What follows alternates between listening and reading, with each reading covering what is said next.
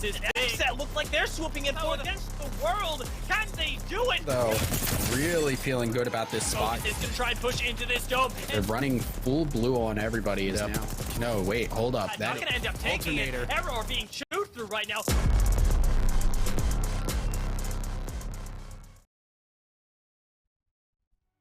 All right, welcome everybody to the Apex Legends Global Series. This is the Challenger Circuit week number 2. And do we have a treat for you guys today? I'm Jamerson, joined by Vicky Kitty. Vicky, how are you doing today? I'm doing great, and you basically worded it perfectly, Jamerson. What a day for the Challenger Circuit it is today. We got some interesting competitors meeting us up for these games. Yeah, we're going to take a moment before we talk about that because, you know, we got to have our dessert. I mean, we can't have our dessert yet, right? We can't talk about that quite yet. We got to talk about so many other things. Let's go ahead and talk about what's going on. Of course, this is the Challenger Circuit. This is the road to pro, to make it into the Pro League here as we run parallel with the Pro Circuit week for week, matching them along the way. And so that's what we're really looking forward to, being able to find the next squads that will be moving on into the Pro League. Yeah, I'm excited to see what we got in store for us today, but like you said, why don't we take a look at the format, the point graphic for all our new viewers who are tuning in right now. It's the same as the Pro League as it does run parallel to the league here. First place will award you 12 points, second place 9 points, third 7 points, fourth with 5 points, fifth with 4 points, and so on and so forth going down the ladder. So it's extremely important to not only gain those placement points, but to make sure you're also obtaining that KP that you could find yourself get in the middle of those rotations. That's absolutely correct. Every single game is going to matter because the Challenger Circuit is cumulative, right? You're trying to get as many scores, as many points as you can along the way so that you can make it into the promotion series that'll be taking place at the end of the Challenger Circuit. But these are the teams that we are looking at today. And we were talking about treats, we were talking about desserts, and this is the reason why. Take a look at all of the names that are competing today. I mean, we got big content creators like Nick Merckx, who has been competing in Apex for some time now. We also have returns of names like No Coco, Mendo, so many other streamers and players, former players or pro players of this game as well.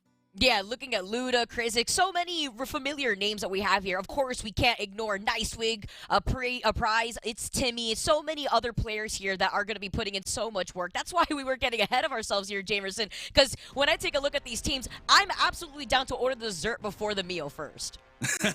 Let's go ahead and have a couple Pazookies here. I mean, that's basically what we got. We got a cookie, and then we got some ice cream, and then we got, you know, another cookie on the end just to sandwich it all together here. It's crazy what's going on. It is dessert on dessert. But taking a look at the teams, we have to mention, of course, Redeemed having an amazing performance last week in the first week of CC. So that's going to be Z Davis, Oxy Aries, and Joey Blackout. But like we said, all these names, Tripods coming in with Luda and Nick Merckx, Wingman season with Stunny and Zednam and Noko, and Sheesh, like you said, with Nicewig, Prize, and Timmy.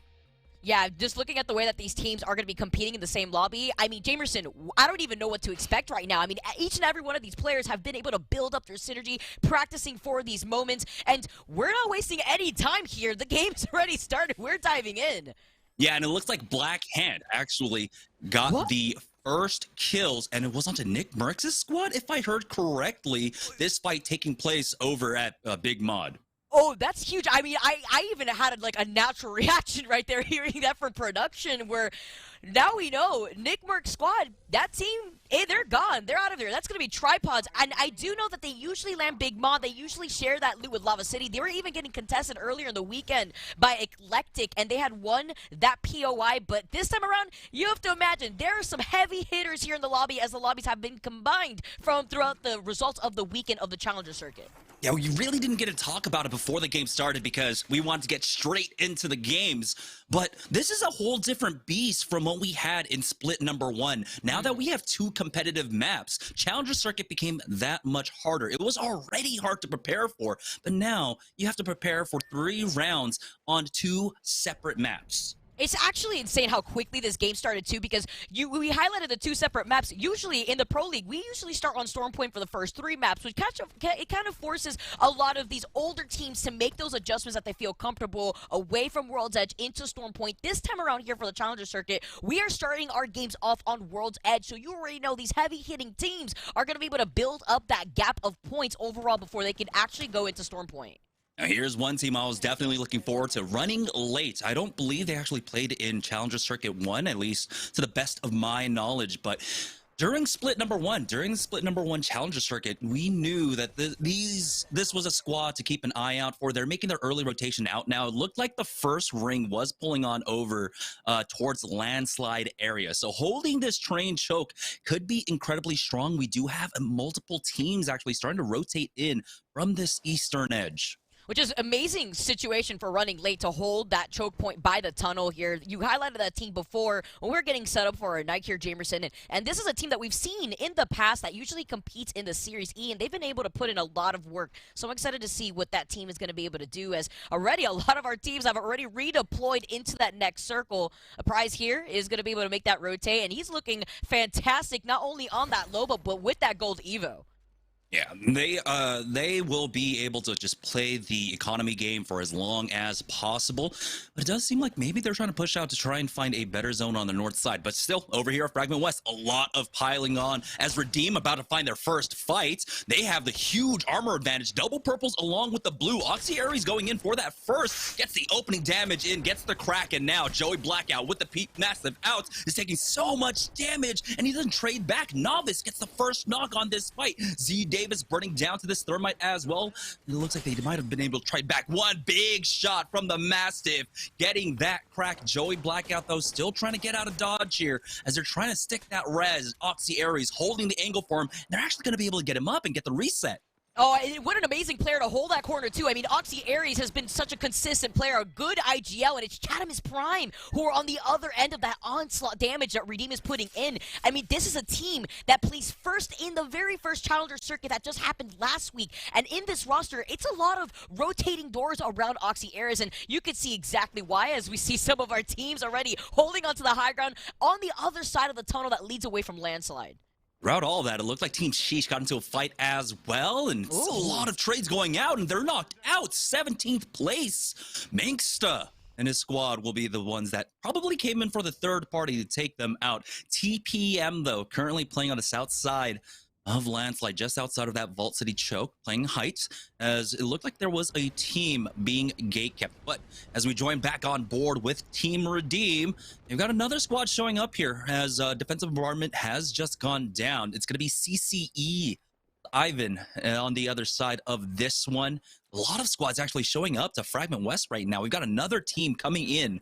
And so it looks like a lot of teams just trying to late rotate throughout this ring because, I mean, I understand it's a landslide ring and those can be difficult to play, Vicky. Especially when you have to get through those choke points, too. That's why securing a lot of these buildings that have the beacon is going to be so important. Usually there's that beacon building that's north of Frag West, right on top of where you would go north from where Redeem is and where that squad that's above them is holding. But it's almost as if we've cursed the teams to watch here, Jamerson. Like, we've burnt our dessert. 2 of them have already gone down out of the 4. And now I'm wondering, Redeem, can they keep up this consistency since the very first Challenger Circuit team, rather the very first Challenger Circuit week? And they're looking pretty patient here. They're just holding on to the building, but they don't really have those defensive characters that we usually see take up World's Edge. I mean, like I said, you got to wait for your desserts, but I can see why now. Taking a better look at the ring. It's this weird 50-50 where it can pull on over to Fragment West, possibly, or pull on over to Landslide. And then also you saw that ping going down on the north side. The double chokes in between those areas are hugely playable. On board with bonus squad that's got amazing talent on it, but they're not, consistent competitors in Apex Legends. They just kind of show up for the Challenger Circuit just to have some fun and see what they can do. It's going to be Wonderful's Average Aiden and Mendo. And again, I want to see the squad as individual players play this game more because I know the talent on that squad can go so far. I'm so glad you mentioned that, too, because just looking at the way that Mendo's been able to adapt around Apex, I mean, we've seen Mendo from the back in the day when he played Overwatch, and he was part of the Houston Outlaws, now putting in that work for Apex. And I like to see a lot of those players move on over to the Challenger Circuit, put in that work, even if it's for fun here. As you can see, the best of both worlds with some of these teams taking the 50-50, either from the east side, holding on to Fragment in total, or on the west side, closer to Landslide. As we have a team right here, believe it is Skeever here. It's the Skeev squad, and they're going to be holding on to one of those buildings by countdown before they try to engage on that other team. And we do have a couple teams that are camping the beacon right now. Try to get that ring number 3 information for us in just a moment, because that's going to be the important one. Which side does this pull over to? Like you said, is it going to be the west? Is it going to be the east? And we have a fairly even split amongst what our teams think this ring might possibly be. And so a lot of teams are just trying to play this one a little bit passively. Teams that aren't playing this immensely passively, though, are the Fragment East teams. A lot of trading going back and forth as Joey Blackout almost gets cracked there. You can see bonus. Might be able to jump onto them. Z Davis needs to heal up. He's hitting that bat for now. They'll be able to retake heights. And it's unfortunate for them that they weren't able to play off of a beacon building here, but they actually end up getting this loot. Now we do have, the nade coming in as they try to lift off. Z Davis actually takes the majority of that damage, but it looks like Redeem will be safe. They're going to make it on over to the western side. Still, plenty of teams over here in Fragment right now. Clenching as they took off in that redeploy, too. That was absolutely close. I mean, almost canceling out that Valk ult, but they get to get away, get in for that redeploy, and now Northern Forces have come across a black market right in front of them. We saw the Loba playing a little bit north of Landslide here as Northern Forces come across that market, and they're looking great, but taking more of a slower approach to the rotation. Meanwhile, we currently see Wingman Season making their way over to Landslide. They're running into Redeem, and this is going to be an intense fight here for that building, or rather that struck here, and the name of the game to hold on Landslide is that high ground that the platform provides right above Landslide. Yeah, I don't expect these teams to end up fighting each other right now. There we go. We get a better look at the ring. So it is pulling on over towards that Landslide area. And so all the teams on the eastern edge of the map are going to have to start working their way on in. We're already down to 17 squads, by the way. Round number 2, 50 players remaining. So we had an early flurry of action. Then things, of course, have typically slowed down, but I was expecting this to actually start all off very frag heavy, but our teams are actually slow playing this with so much on the line. Yeah, almost like we see that same type of slow play at the very start of Storm Point, now transferring over to a very patient approach here on World's Edge. Perhaps a lot of these teams still trying to get a little comfortable here as this is that first game for them in the Challenger Circuit for week number 2. Quintino, though, they're the ones that are hanging out by the edge. They see that squad that's been right in front of them this entire time, but not trying to overcommit here, just trying to wait things out, because they have a pretty nice rotation if they decide to rotate right now towards Landslide. Yeah, the nice thing for Quintino here is if they can win this fight on the edge, they can start playing their way in towards Landslide on the north side. But hold on, we got a fight. It's taking place over at Harvester currently. A lot of traded damage here is Mollis now. And that is going to be able to push up with the squad bubbles going down. Only a 9 connect on that PK, and they'll just back away. So neither squad really full committing onto this one, as really don't need to. Ring is coming in. It's ring number 2. Reeds gets flanked, and he gets taken out. Champ comes in with that knock. Mollis is going to try and hold the line for his squad, but he's got to be careful as they trade out damage once again. Great job from the other side, but quite possibly another team showing up. Northern Forces coming in, and now they're going to steal away these kills. The knock onto one more. Northern Forces pick their time correctly for the third party. You'd love to see it, though. With that timing, they managed to take care of Money Miners, a heavy-hitting team, and now they're going to be able to clean up against this other team that they came across first here. As Northern Forces are also, they've been in the area for a while. We saw this team originally try to rotate around the black market, but another fight happening north of Landslide right now. Currently see these two teams. Quintino, the team that was originally holding down to Countdown, they had to rotate out of that situation, but they're playing this patiently again because they could be in the line of sight of those teams that are already holding Landslide and that sniper tower that you see the portal currently situated in. You know, this is just a beautiful spot to try and slow play things. As Slacking and Novice, we saw them, of course, in that fight up against Team Redeem. They ended up losing out on one, and so they are continuing to play this one out as a duo. Unfortunately, they have survived for quite some time. We do have a bubble scan going down from Wingman Season to give us a better idea where this one's going to be ending. It starts pulling up north of Landslide now. Sniper Tower might still be in for this one, but we've got that high ground platform that you were talking about earlier, Vicky, and will be in play for some time. And that's what I was talking about. That's usually a really good spot, but to get there early could be extremely risky, especially if you're redeploying. You're in the line of sight of both of these heavy-hitting teams here. Again, that's going to be Wingman Season and Redeem. Redeem being the team who took the very first week of the finals of the Challenger Circuit. So they're going to be playing this patiently here, looking at Wingman Season, who are trying to make that comeback. They had a little bit of a lackluster performance in that first week, getting 10th overall, and they're looking to come back swinging even harder, but they have the information of that beacon, which is going to be extremely important for the next move. Yeah, taking a better look at that ring. So the sniper post that you see Andrew and your Doom on, not in the ring here. We have 4 teams currently on the northern side here, and this kind of scramble to get into the next zone can be extremely deadly. Someone needs to make a move early, but just because there are so many squads in the vicinity, no one wants to take that chance. Now out in the ring currently, Northern Forest is in a fight with Black Hand.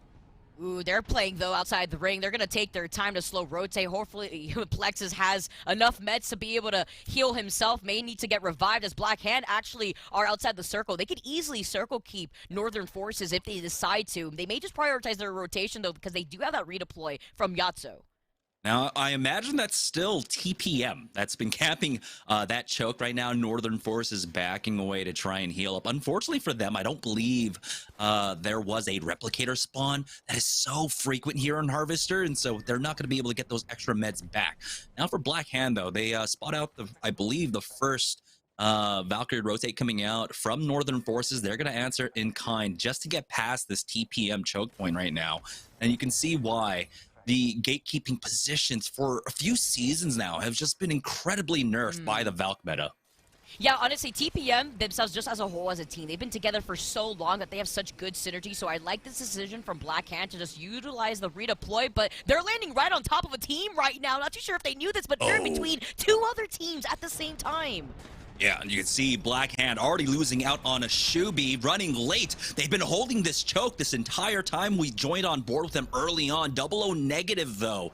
Just caught out right outside of the bubble, and it looks like they're going to get thirsted as well. That's really unfortunate as bonus end up showing up for this one. So many of these third parties coming out at the right time, and I feel like it has to do with that final circle, just pulling towards landslide. It's just in the middle where a lot of these teams don't really know whether to commit to just rotating through fragment, or they want to go long between the tunnel through countdown, maybe even as bonus now make their way over to the tunnel. They're not going to be exposed to the ring just yet, but they're going to be moving onto a fight very shortly as Sushi and Squad here just finished everything on the other side. Yeah, TPM finally awarded for their patience playing off this choke right now, but it's about working their way on in. The sniper post was actually just barely in, as you can see Andrew and Doom there on the north side landslide, that connecting area towards countdown. But it's going to be that last cart that a lot of people were trying to play off of, where we saw Team Sheesh earlier on, as IRL currently keeping tabs on the entire map, and we've got multiple squads still here on the north side, so this could be a really strong position for them to pick up some KP. Currently, though, as it looks like Northern Forces were able to make their way in from the zone, and Poscatino kind of cornering them, but looks like with some damage answered back, Poscatino is giving them some respect and some space. I'm wondering here, what was going on with Team the Fight with Redeem? Because I did see Joey Blackout get knocked down in the feed here, and it looks like Wingman Season has rotated a little bit deeper into Landslide now that Poscatino has made their appearance here. But Zenden was on that high ground too, on the other side of that portal, so maybe already taking a better position for that final circle, as you could see exactly where Poscatino is trying to circle to that other team. Yeah, Matt just getting tagged from behind by another squad. That's the 2-man. Novice and Slacking still alive. Not all of this is, you can see, yeah, Wingman Season are playing on that crane platform up top. We got Redeem, Oxy Aries, and Z Davis just as a 2-man currently stuck inside the truck. And it's going to be round 2 between them and the squad that they fought early on over at Fragment West. That's 2 teams that are already playing this as a duo and having to play from the low ground. Meanwhile, that high ground that you and I were highlighting before, Wingman Season have taken that essential god spot and taking their time because they know there's something afoot. It's going to be running late, and they're holding the choke point of that tunnel. That's going to be deadly for that next circle. Oh boy. Northern Forces is a little bit separated here. They do have the bubble down. Z Proficiency will go ahead and join up with his squad with that port to try and get them behind some cover here. And all they really have to work with are bins going back and forth. Now, bonus. They use that Valk redeploy. They're playing OOB right now, about to drop down onto IRL. Defensive bombardment has gone down. Bubble comes in late. Wonderfuls has been finished off as well. So it's just bonus as a 2-man. Mendo goes down. Average Aiden in a 1v3. Now getting pushed through the bubble. IRL will be able to clean them up. 10 squads remaining as round 4 finishes closing. And they're dropping like flies too. Look at this, two bombardments going on each side of Landslide. Meanwhile, Wingman Season, they're sitting pretty comfy right on the top of that platform. You see Redeem with fire in their eyes just right below them waiting for an opportunity to strike. But there's so many teams up in front of them that they have to be careful. They want to try to rotate safely here away from the line of sight of Wingman Season because you can see the position that they're holding. And with these arc charges, it's actually going to funnel these two players from right underneath the cover that they're hiding behind. And the Missile Storm, as a slight angle, does actually tag for 25, and they want to go ahead and take them out early on. That's going to be Z Davis falling first. Remember, they were just a two-man now, about to get finished off. Uxie Aries gone. And Stunny picks up the 2K for his squad. Now, they do give up height, but it's okay because no one is trying to take it at all. We've got TPM just off to their east right now. Northern Forces were able to fully regroup as well. TPM up Sushi forced to go ahead and rejoin with his squad and back away. We've got 30 seconds to go before the zone starts closing, and it's pulling away from the majority of our squads. And you can see TPM now in the thick of it, putting in so much damage, putting in a lot of that pressure with those squads having to funnel through that tunnel. That's why that would have been such a scary spot to go through, because you would have been in the line of sight of more than 3 teams in the middle of that rotation. As TPM, do note that Wingman Season are right above them. They're stuck and pinned between 2 teams. But the moment they leave, they know they're going to be exposed. And there's that mobile respawn beacon too, added in as some makeshift cover. There's 2 right outside of the field. But Wingman Season, it's open season for them, as they're just going to be playing this passively, waiting for the opportunity of these teams to just get into their line of sight in the middle of those rotations. Yeah, it's just trying to delay this for as long as possible. They're going to use that skyward dive now just to avoid a lot of the fighting and make it a bit of an easier rotate. Gather all the information, because really everyone's been pinged on that Valkyrie passive for them. They basically have full eyes on the battlefield here. They've waited out enough to at least secure 6th place. OOB, how much longer can they survive for? Is TPM fighting up against Northern Forces right now? Talus is taking a lot of damage. Plexus finds a knock. Now TPM on the verge of getting knocked out. Talus is the only one up. He does answer back, getting 1 knock, but it's not going to be enough. Proficiency survives for his squad, hitting 5th. We'll see if he can get the reses though, but here it is, IRL versus Wingman Season. And I said versus, but it doesn't look like it was much of a fight. Wingman Season will wipe them off the map. Now we're down to 4 squads remaining.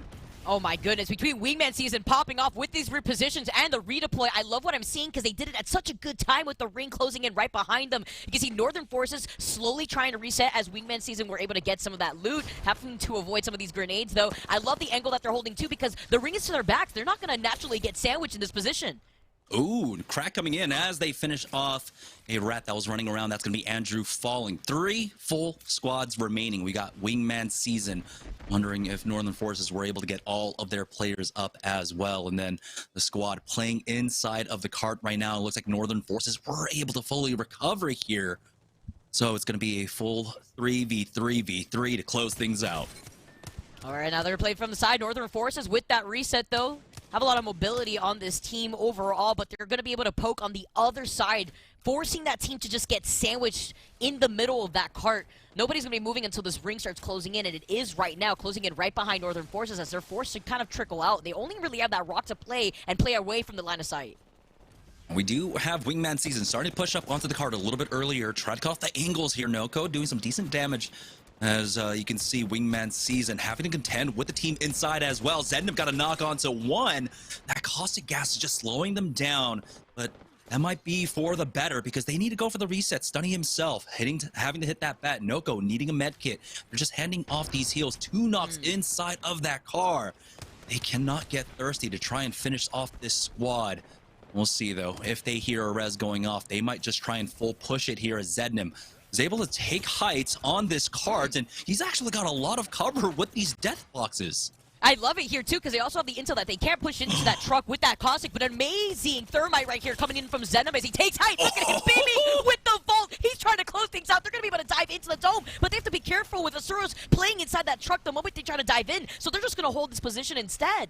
And they were able to get the reset inside of the truck as well, keeping that caustic alive in the late game. Stunny gets 1 knock, but OBH is able to get that answer back, taking out Anoka. Wingman Season might be shooting themselves a little bit here as OBO and looks like Wingman Season just trying their best to survive, but somehow Asuras, they weathered the storm. They were down to just one. They got the resets, the reses to get back into this, and they'll take game number 1. And not only that, they had the patience right there, Jamerson. They did not leave that truck. Looking at their composition, that was the best option for them. They're bringing the Caustic to the table, which is the different factor looking at our last 2 remaining teams, looking at Wingman Season, looking at Northern Forces. I love what I'm seeing here, and this is why we see the Caustic more than anything on World's Edge. Yeah, and it's incredible, right? Because Caustic has seen, you know, a decline, I would say, in play, but that only ends up kind of buffing whomever or whichever team is playing them, and you can see the kind of deadly force that he brings into the late game. So congratulations to Asuras for taking game number 1. We're gonna take a short break, and when we get back, we'll have game number 2 right after this.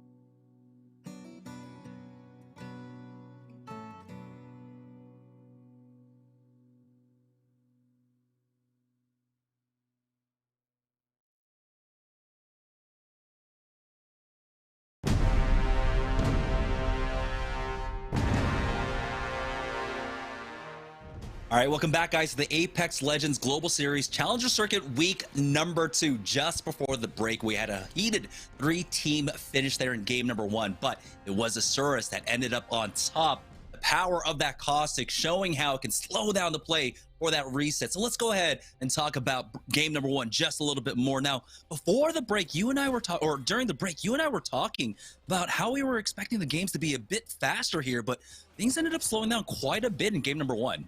Yeah, at the start, I felt like it was just a little quick, just the way that we tuned in, and we had already lost sight on some of the teams already. Now, looking at the way that we had seen from Tripods, we didn't get to see anything from Tripods because that was the first squad to go down already. But a lot of this gameplay definitely picked up in the middle of those rotations, leaving Fragment, going into Landslide, and that's what we were expecting. But then highlighting the different compositions that we were able to see, Jamerson, we could see how the Caustic, the Crypto, the Lobos that we've seen so far in these lobbies could really bring a change as we go and start on World's Edge.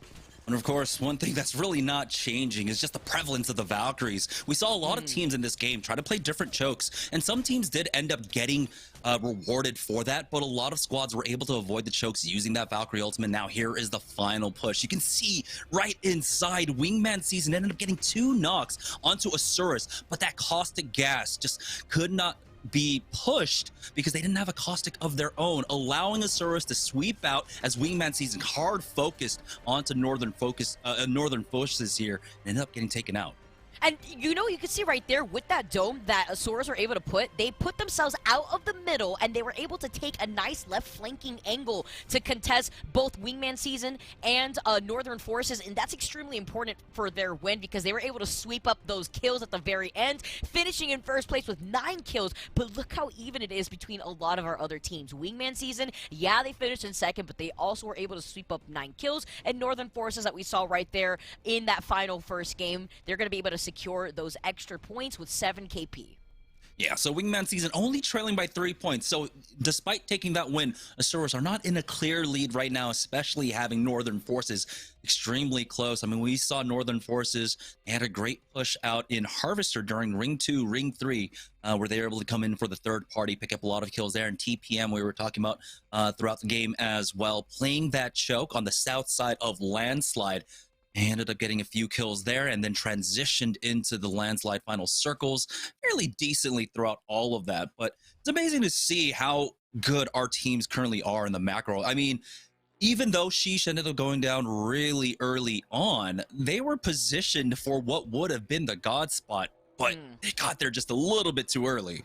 That's actually a really good point because you and I were also highlighting how important it would have been to also hold that high ground where that platform is, where we saw at first Redeem versus Wingman Season as some of those earlier teams that had rotated over by Landslide already. And it really does highlight the different compositions that our teams do bring. We've seen the Loba already. We've seen what that could do for some of our squads. We've seen them try to prioritize not only the loot that you could get in that cave, in that vault, but also your positioning with these Valkyrie deploys. You highlighted it also perfectly. Just being able to avoid a lot of those choke points when you have to actually transition into Landslide could be really tricky if you don't have that redeploy at hand. And currently we have 3 teams without any points, but it is only just game number 1. Money Miners, CDE, and Tripods. Tripods the first team to go down. Well, so we'll see if in game number 2 they can try and bounce back into this one. We're waiting for game number 2. We're still going to be staying on World's Edge for 2 more games, and I feel like this is where, of course, our teams are most comfortable. And it's going to be a treat to see exactly what happens once we do make that swap on over to Stormpoint. Yeah, you know, there's actually teams like Wingman Season that I think are actually stronger on Stormpoint. Yeah, a lot of our veteran teams obviously feel more at home on World's Edge, but I feel like as we make that transition into Stormpoint, we're seeing a lot newer teams come up from the ashes on Stormpoint, put in a lot of work, but specifically those composition changes that may change the flow of how some teams want to rotate or how they play the late end circle. Yeah, and you know, all these players themselves, they have experience playing Stormpoint on ranked, and it's not, you know, one-for-one comparison, right? Pro play or challenger circuit play compared to ranked, but it's at least still getting you ready for the rotations, for where's a good place to fight, really learning the geography of the map. But in game number one, game number two, we are going to be on World's Edge, and we didn't get to really quite see where all the drops were going to be taking place, and that was a talking point that we didn't really get to bring up at the start of the show because we got right into things. But I feel like that's going to be another sticking point here. Going into game two, staying on World's Edge, I mean, the drop spots, we're already seeing the 50-50s taking place. Storm Point, that's going to even create a lot more confusion in that regard. Yeah, Storm Point has less of those POIs, so you're going to expect more of those 50-50s to come out like we usually see in the Pro League. But highlighting what you were saying before, Tripods getting contested out over by Big Mod is no surprise to them. It was a different team before throughout the weekend where I believe it was Eclectic that was challenging them for that spot and for Lava City, because having that control over the beacon when it is over by Lava City is so strong to determine where you want to rotate. So I'm wondering, is Tripods going to continue on with this 50-50? Because that was only game number one, or are we going to see this continue on World's Edge? Yeah, I mean, the beacons, the weapons, I mean, Mod is already incredibly strong itself. I mean, we see why some teams will just go ahead and take the big Mod loot itself. They don't even have to touch Lava City, and they're fine with that. But if you can control both of those POIs, it can be incredibly strong. We'll see if any changes happen here. And in the past, we've talked about how, you know, you were afforded a small luxury, right? When we had only 6 maps, when we had full 6 maps on World's Edge to really try and figure out these 50-50s. But now that time has been truncated. It's literally been halved itself here. And so you have to be quick on the adjustment. Do you think our teams are ready to, in game number 2, already change with their drop spot? Yeah, that also makes you think about how quick a lot of these teams are to adjust going into the Challenger Circuit. It's a different beast, like you were saying. It's not like ranked. It's not like your pubs, obviously, here. This is the Challenger Circuit. These are the teams that are looking for a spot in the Pro League, where we've seen teams like Sheesh make their rounds, actually, when they were able to qualify. Now they're actually coming back into the Challenger Circuit environment, and they're trying to be able to repair all of that that they kind of missed out when they did drop from the Pro League. So I'm excited to see how some of these adjustments come out from these top-notch teams. Yeah, and speaking of adjustments, I mean, we're seeing a lot of our squads, even our qualifying squads, teams that we might not be as familiar with, really trying to go with some of the edge styles, while some of our more seasoned squads are looking to maybe play a little bit more center zone here. I thought that would be a little bit surprising. I was expecting, you know, some of our squads that have some heavy fraggers would just try and play hard edge, try to find those fights, but I'm actually seeing the opposite of that right now. Yeah, much slower pace at the very start, other than us just diving into that very first fight, that very first 50-50. But overall, with the pacing of a lot of these teams and the way that they were taking their rotations, it was much slower. A lot of these teams actually taking up the real estate inside Frag West, waiting for where that next circle is going to pull. Now, I'm expecting the next game to be a lot quicker, just looking at the way that the circle is going to kind of encapsulate where it's going to be pulling. But I expected it to go slower, just looking at the 50-50 that a landslide circle could have provided, since sometimes we even see that circle shift outside of those rock formations that's outside of Frag West. All right, here we go. Heading into game number 2. Now, the flight path did end up favoring the western side of the map just a bit. Do we have a 50-50 taking place right now in Lava Siphon? We do. It's going to be bonus dropping there right now. Bubbles have been forced out from either side. Mendo by himself, he gets taken out. That's going to be TPM on the other side. Up Sushi does fall, but Average Aiden is putting some decent work with that Eva. It's not going to be enough, though, as TPM still up with 2 members. They get the instant flush onto Average Aiden. And now we'll see if they can try and recover the loot boxes here, try to get those banners up. But here's the other 50-50 taking place once again down here at Big Mod.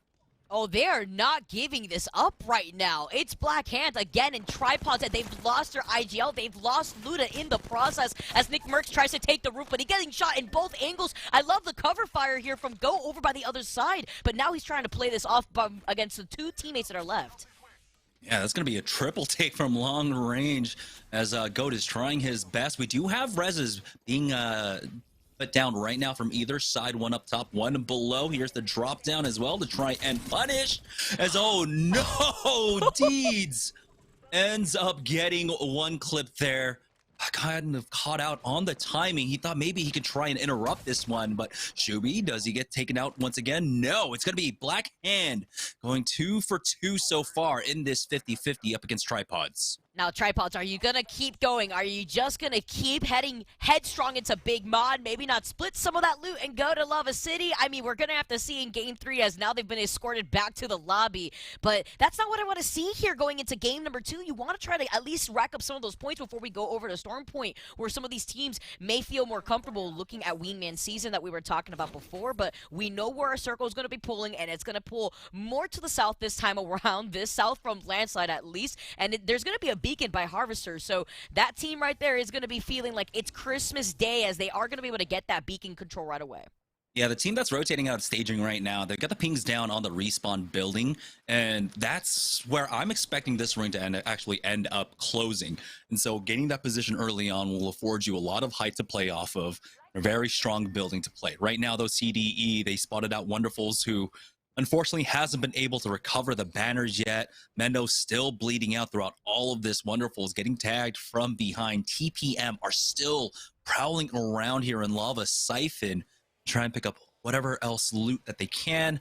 But we'll see if maybe they turn around to try and finish Wonderfuls off. But I think TPM, with the performance that they had in the last game, they were able to put up some decent points here, and getting the first 2 kill points of the game as well out of the way makes them feel fairly comfortable to just now slow play for the rest of this. And they have no issue with that, too. This is a very heavy-hitting squad that's already taken over Lava Siphon. Asuras, our team that just won game number 1. On the other side of Lava Siphon, they're not going to be able to get to that beacon safely, but this is a squad looking at their composition that wants to continue playing for that end circle positioning with the Caustic like they did in game number 1. They're just going to be able to get some intel, though, as they get on top of this jump tower. May not even commit, but they are putting down some pings because they have their sight in mind. They have those beacons up in their sights as we see another set of rotations coming in, passing through Lava Siphon that's about to get heated real quick. Yeah, going on over to No Name right now, north side of Lava Siphon. The loot not looking great for them. There is the blue armor upgrade, as we have another squad. This is another squad, the Underdogs, that are currently playing the big boy composition with that Valkyrie, which is a very popular composition. It's like 2 seasons ago, 3 seasons ago. And now TPM making the rotate in, trying to get over towards fence line, but they're getting tagged from over there, or at least there's a triple take that's trying to shoot them out of the sky, not quite connecting. So Asuras looks like a free rotate in. They're going to try and play that western side of Harvester, but maybe try and play it height would have been better. Northern Forces, they're dropping on them right now. Oh, Northern Force is about to get into a fight as Azor is now actually up to redeploy right outside of these bunker doors. They don't get onto the top of the height, but they're setting up a lot of these caustic barrels with the dome. They're just looking to rotate out of the line of sight of Northern Forces as they want to get their revenge. Yeah, that's a great move coming out from them. This crevice here is... It can feel vulnerable, but it's actually quite nice to play off of. They're not actually going to play inside of it, opting to maybe try and take that respawn building above. That's what Asuras were able to do in game number 1. They were able to get that early car, but let's talk about this fight. Redeemed currently up against 00 Negative and Kuzme, but Z Davis gets tagged by a third party from the south side in Thermal Station. So he's going to be forced to queue. He's going to back away for now, and Team Redeem got to be careful here. They didn't get as many points as they probably wanted in game number 1. They back away. Especially with the way that they perform usually. A bombardment being called in as that third party is trying to ping that squad. It's running late on the other side here. You were highlighting the team that has been rocking that Loba without having to overcommit too hard in case they need any shield swaps. And the team that they are pinging is the team on top of those buildings that were trying to go in for a third party on Redeem. So Redeem's just going to call it off, disengage, maybe try to take a different angle to see if they want to contest running late for this high ground.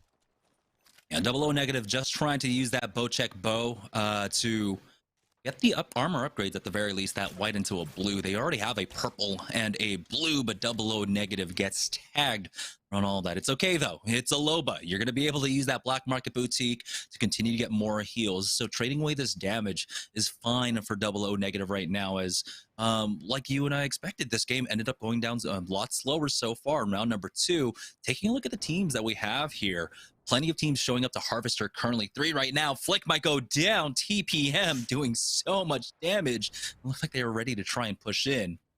Literally one in such a tough spot for this team to really be situated in. That's going to be Underdogs pinched in between 2 squads. And look how many teams have already moved away into Harvester. And we usually see the circle pull towards the left side of Harvester. We see some cracks coming out as it's Sheesh now making their moves, trying to actually come back after the results in that first game. Yeah, it looks like it's Team Sheesh that are playing fairly close. They're playing that high ground angle, actually. That's the hill between the connecting area and Harvester currently.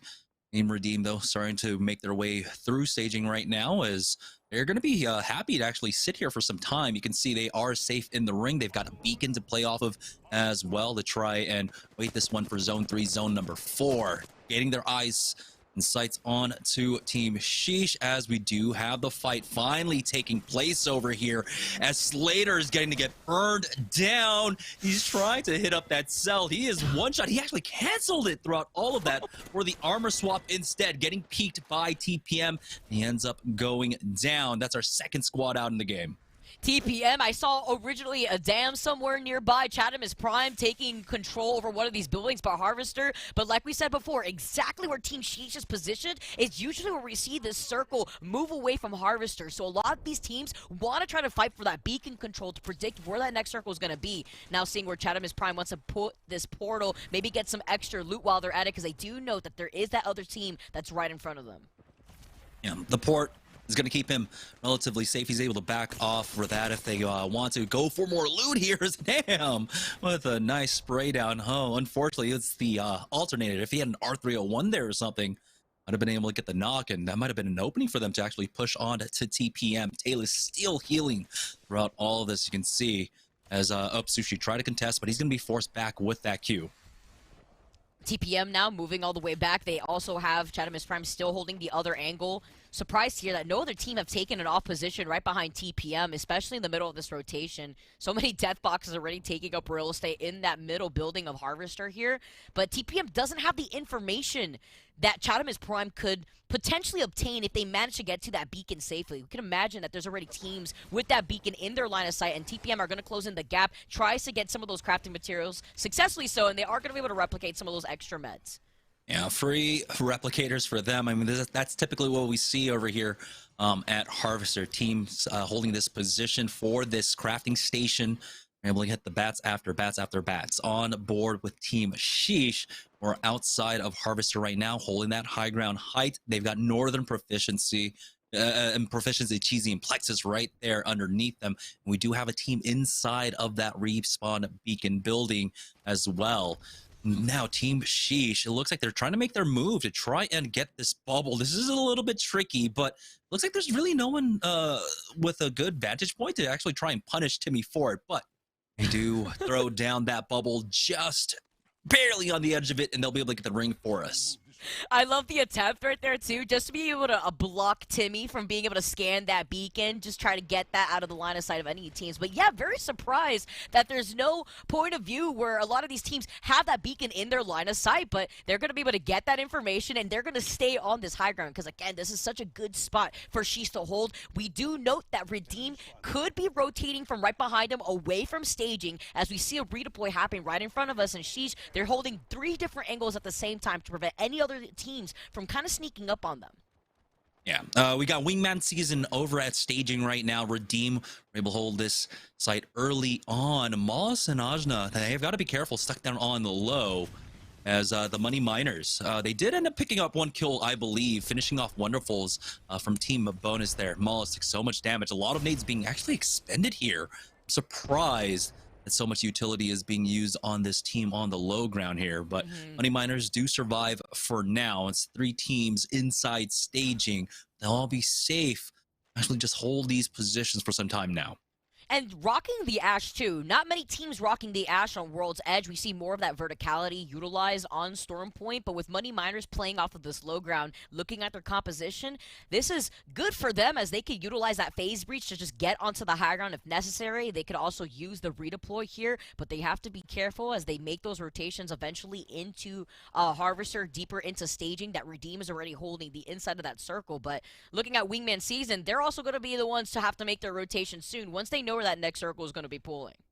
Yeah, Stunny's got eyes on their north, and there was another team actually showing up from the northern side, trying to slow things down and try to play off of the fence lines there. I don't know if Stunny actually knows that they're there, but I'm glad that he's got the presence of mind to make sure that the back is cleared. No one's rotating from this side, and there it is. That look, Andrew, Doom, and your Wraith, they're playing off of this blue tank right now, and they're going to try and creep up. So Redeem is probably going to be the team that has to worry about the most, but they're not even aware they're there unless a nade comes in. Who was that?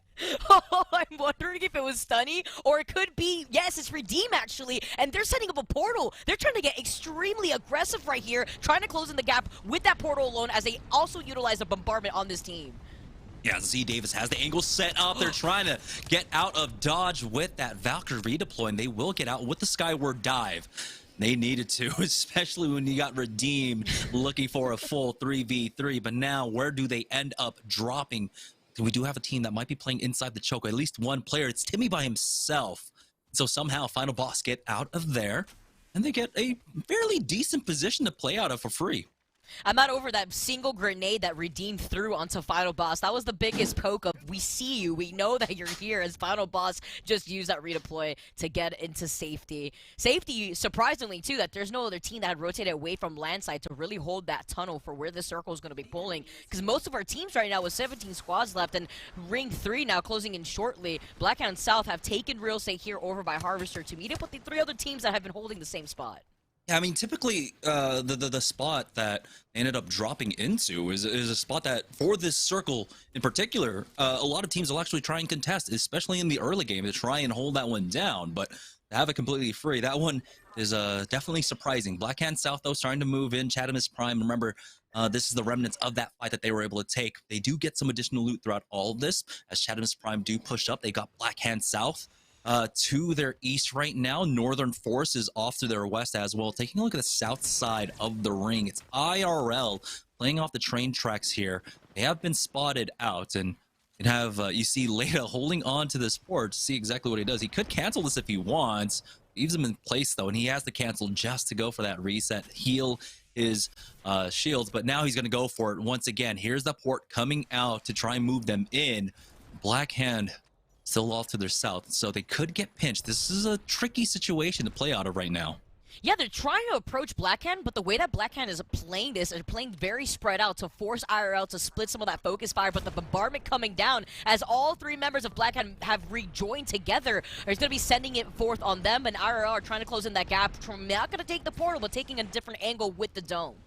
Yeah, unfortunately, they just weren't able to do much off of that defensive bombardment that they threw down. Even for positioning, they used the bubble really early here, so they won't actually have it for the fight. Only hitting for 18. You get the counter bubble on the other side as IRL now. Big hit coming out from Ivan. Almost gets the crack. There's the first knock escape going down, but IRL might lose out on one, but Relay, tricky movement coming out to keep himself alive. Third party attempt, but that is a long-range missile swarm, an opportunistic one at that. As it looks like Blackhand are going to look to try and gatekeep them, and it is working out. They've got the knock onto Ivan, and they'll push forward to get more kills. They were too busy trying to hold the edge of the circle to wait for this time, and now they're going to be able to scoop things up, take care of IRL for what it was worth here, as Blackhound South are now going to be able to play the edge of this ring without any worry that another team is going to come in on their 6. And we said that fight was already a tricky one, and you can see exactly why the third party coming in used so much and didn't really get too much out of it itself, as Team Sheesh still holding this high ground angle, and it looks like they're safe for the next ring. That ring continuing to pull away towards that respawn beacon building. The train tracks are in as well. So there's going to be some decent amount of coverage to actually play off of in the late game for the squads that actually survive there. Speaking of the squads that have survived, it's ring number 4, and we're down to 16 squads. So this is a slower game than game number 1. And we expected this too, with a lot of our teams just slowing things down going into game number 2. They understand what's at stake with those points already starting to kind of iron themselves out after that first game. But Sheesh are getting contested by 2 teams here for the high ground. Luckily for Sheesh, though, they took this spot on top of the hill really early, but this bombardment is going to completely take out It's Timmy. Yeah, TPM pushing up onto them right now. Taylor's getting that first knock. They try to go for that bubble, but it's not going to be enough. Timmy gets thirsted out as TPM just swoop in and steal away. Such an incredibly strong position. Nice Swig will be the next one to fall. There's only one left for Sheesh. So he's going to try and wrap this one out, but it probably ends up getting taken out. Don't know if they got any kills throughout all of this. They went down in 16, so there's no placement points for them as TPM now looking for a strong bounce back in game number 2. My goodness, by one single point, too. If they got in 15th, they could have secured at least one of those points. Now, TPM have the God spot. This is exactly the spot that we were highlighting from Sheesh. They're going to be able to be on the high ground. Redeem have not stopped, too. They've been able to secure this spot over by staging for so long, and they're looking to take another fight. A third party potentially coming out from Z Davis as he sets up the portal. Yeah, Wingman season Blackhand fighting. Blackhand ended up winning that one out, but there were trades, so there's a possibility to come in for the third party, clean everyone up on the south here. They're a little bit disconnected, though. They got to be careful. Another squad showing up underneath them inside of staging. They've actually spotted them out. It's a full 3-man, and they know it. Z Davis with the timing to actually spot them out. Decent thermite. They want to actually chase after this one now, throwing more in. A lot of utility being expended into this one right now, but looks like another squad showing up behind them is going to make this one extremely difficult. And oh no, Oxyaries taking a lot of damage. He survived for now a damn, taking a lot of damage there, and he will fall. Joey Blackout cleaning up Chadamus Prime, but Z Davis, oh no, ends up taking just a little bit of damage to that ring going down. And now Oxyaries and Joey Blackout trying their best to survive. As you can see, you got your Wraith, Andrew, and Doom right above them here. Saving Grace might be Aj and Maulus underneath them, but they haven't actually peaked up as Final Boss might be able to finish them off for free. Actually crazy, with Final Boss being here, Money Miners playing off of the low ground, which I thought they were going up to the top of the high ground, but Final Boss, they close out Redeem, or one of our heavy-hitting squads, as Final Boss now could take this portal back to safety onto the high ground, but currently you still have Money Miners still playing off of the low ground. Final Boss, they have that redeploy potentially if they do want to go for those repositions, but they're putting down some pings, noting that there could be a squad that could come out of that tunnel, as Money Miners are still just going to be playing off of that low ground. Man, they have such an incredibly strong position here. You can see this track of the train tracks just has so much cover with the fence line there. You don't really have to worry about teams shooting you from long range, as you can just play that corner. The ring is pulling away from that respawn beacon building, and it is going to be ending over there as TPM. And they're trying to walk their way on in. Talus took a lot of damage there. That Valkyrie deploy ended up going off for free. Talus does push up. He still needs to hit that med kit, but looks like they will be safe. It's Northern Forces that were trying to come in with that Valkyrie rotate, landing on top of the building here, dropping down. Sponge actually forcing out the bubble here. Northern Forces are just a 2-man right now. They're taking so much damage. Defensive bombardment on top of them as well. It's going to be Blackhand South to pick that one up. TPM walking in with the zone right now. They have another team inside of this building. I don't know if maybe the south side of the roof might be in, but Up Sushi is taking some ring damage here as he's forced down. They do spot out a squad, full 3-man, it looks like, playing underneath the tracks as he goes in with that port, and he's answered with an arc star, backing away as the rest of TPM start charging forward. Bubble fighting taking place here. They haven't gotten a knock quite yet, but they're not low in terms of HP. They get the full cleanup on the Money Miners here, but Up Sushi getting challenged now by Blackhand South. Don't know if there's a knock. There was one, but now the defensive bombardment is going to force them down, and they have to contend with the Caustic squad inside. Yeah, the squad inside, I believe, could be Skeeve squad, because we saw that EMP coming out, and that is one of the only teams that we've seen so far rocking the crypto. Blackhound South, they do manage to get this res at the same time, but that was just Chaos playing underneath the bridge right there. It was IRL that only had a rat, and it was Relay who got spotted out by Money Miners, who then we just saw get taken out by TPM. So TPM are cleaning up this lobby, as Blackhand are also cleaning up with these wingman shots, knocking one of TPM members down, Talus. Yeah, so it looked like TPM might have been a little bit confused by the minimap there, because yeah, the south side of that building was actually in. They didn't have to give up heights, but it looks like they will at least be able to reset for themselves. 5 full squads remaining in the final circle here. That's 2 more than we had in game number 1, so we can definitely confirm a slower game so far. Teams understanding that there's so much on the line here. We still have 2 more weeks of the Challenger Circuit as well. So you need to put your best foot forward every single week. TPM looking to try and stop that squad from pushing out from the building, but they did have a bubble to play off of. TPM should have one of their own very shortly here. And I didn't even realize Payless has 9 kills right now. Yeah. This is going to be a massive game for TPM as they pick up another 2. Black Hand end up stealing 1 away from them. And that might actually trigger them to just go full send on to Black Hand South. But no, Black Hand South decide to turn the aggression onto them, getting the first knock onto Sponge. Up Sushi might be the first one to go down, or next one to go down, and they will fall. Black Hand South pick up the +3 onto them right now. Wow, take a look at their scoreline as well. They have at least 10 kills here. It's the final 3 teams as Karma needs to get that armor swap. It's going to be 00 negative pushing forward, running late, trying to full send it on to Black Hand South. Just leaves it open for Final Boss to live up to their name, to be the last team standing here to finish things off.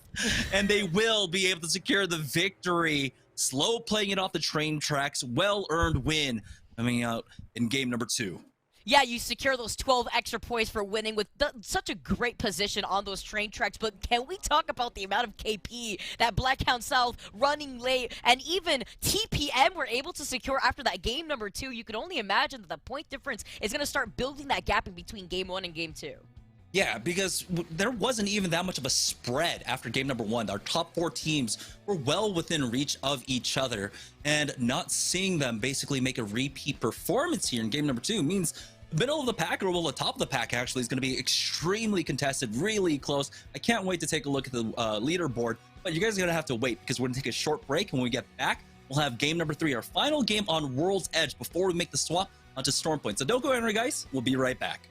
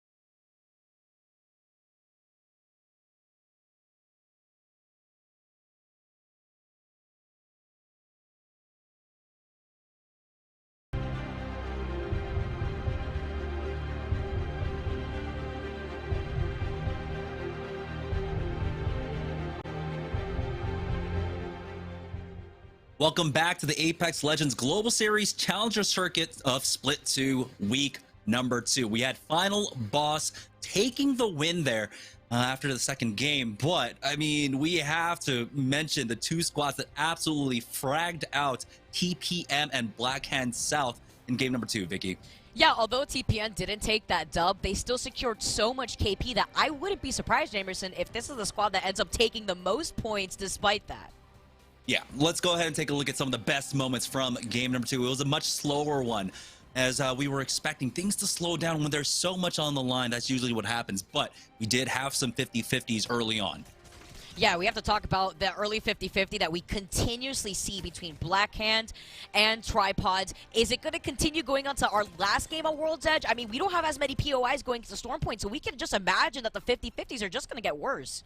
Yeah, and the thing is, we don't also have that same kind of scouting information. When there's so many unknowns in this lobby, you don't know what to expect when you just fresh drop on to Storm Point, even here on World's Edge. Here's Team Redeem.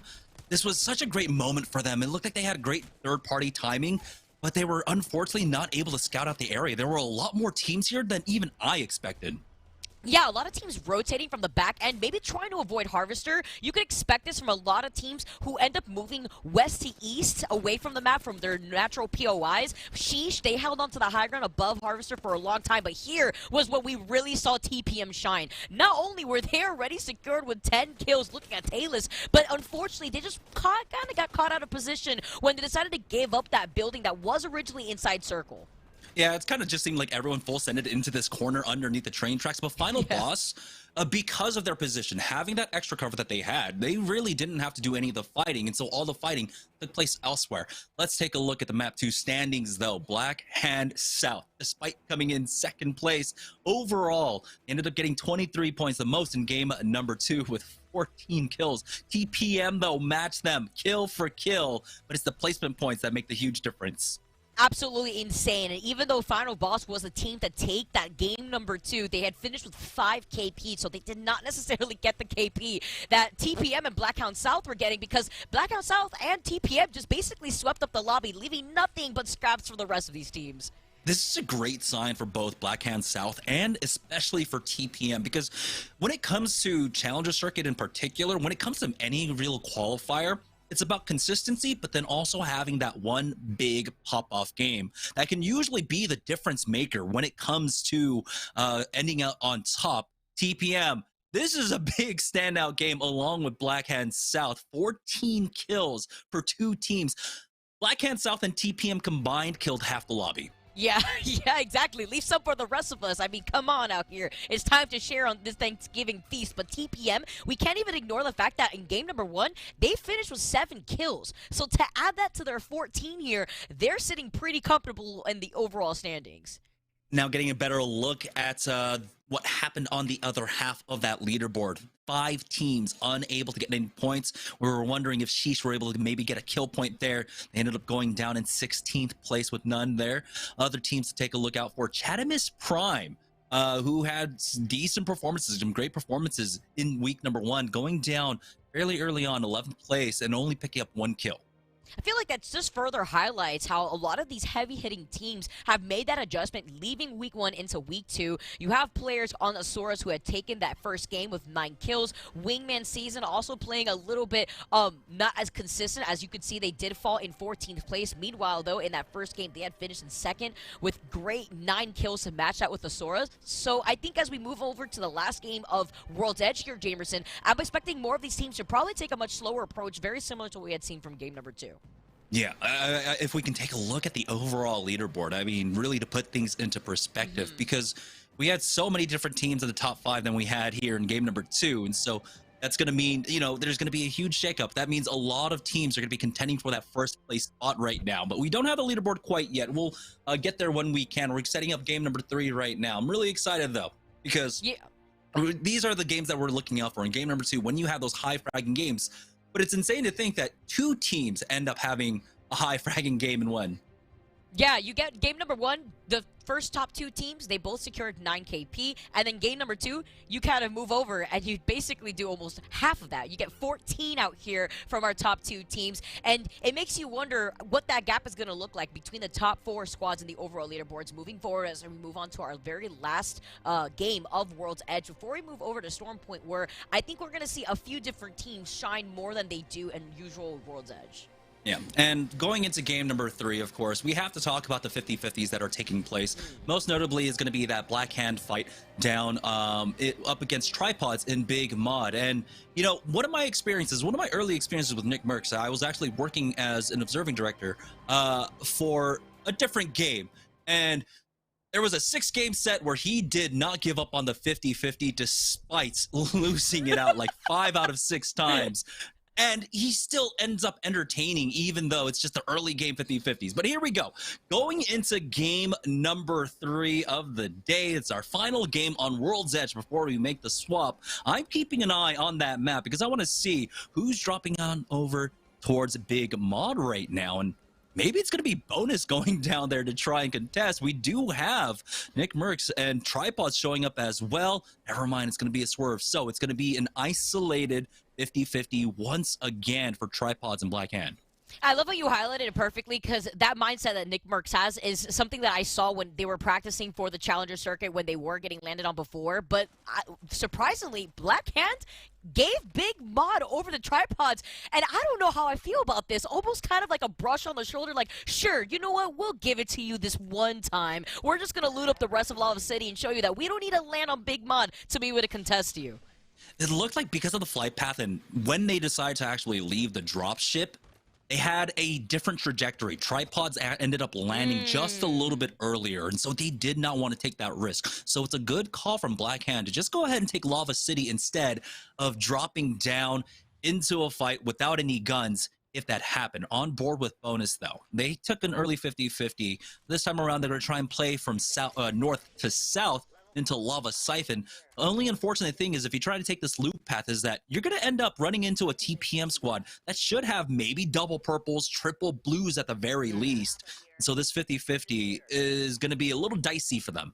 Yeah, that's that second 50-50 that we've been seeing a lot on World's Edge. Lava Siphon getting contested a lot here as Bonus are playing that back end. Another one of those teams that have been rocking that Ash. As you can see, Money Miners were another one of those teams that were playing off of the low ground in that last circle, leaving staging. That Ash just providing so much verticality, but can't speak out here. But Bridge and I'm Matt. Just kind of twisting over my own words because I'm also just thinking about the fact that the Lava City Big Mod contention that we see in these early 50-50s, at least in this final map of World's Edge, could just be grieving. But just like you were saying, that trajectory just favoring Tripods over Black Hand, and we could also see where this next circle is going to be pulling. A lot of these western circles, as this circle is actually going to be favoring TPM, who usually lands in Lava Siphon. Yeah, and take a look at the ping that they have down as well. We already have one team actually moving up from tree side that took position over at the fence, and they're trying to move their way on in to that respawn train. And that's where I think most of our teams are expecting to end. There's a chance that this could still pull up towards Harvester. I'm thinking east side Harvester, just on that southern building, the southern branch of the main Harvester building, as Sheesh. This is the same position that they ended up playing off of in game number 2, and doesn't look like they want to venture forth a little bit more. They could try to gatekeep from this spot. I mean, their equipment looks fantastic, but there it is. They're going to go ahead and use that skyward dive to venture further into the zone.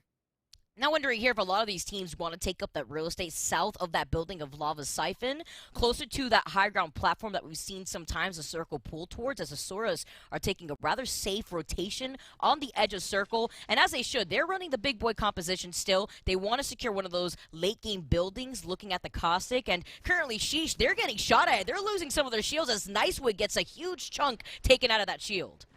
Looks like they're trying to scout whether or not that car is free for them.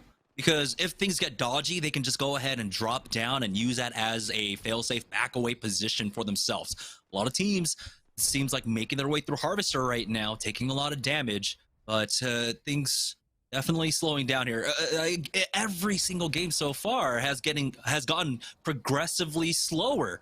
It's round number 1, in the last game, we had 18 or 19 squads alive in game number 1. We had 18 squads alive at the end of this. Now, there's still plenty of time for round 1 to close, but it does seem like without the 50-50s, we're going to have a lot more teams alive here in the late game.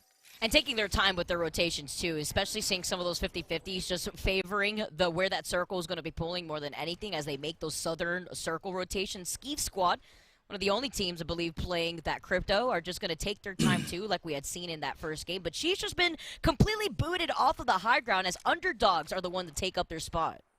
You can see that why that scouting was so important for them to make sure that that car was clear. If they end up getting pushed, they can just go ahead and back away, and they still have a strong position. It's not on heights, but it's a car that a lot of teams favor playing out of just because it's in one of those positions that teams don't typically like to push because you're kind of throwing your game if you try to push the squad that's inside. Right now, the Wingman season went for a Valkyrie deploy, and it looks like they do make their way to the fence line here, as a number of teams have started to show up on the tree side, on the south side of the zone. My big question is the fence line free, or were they able to actually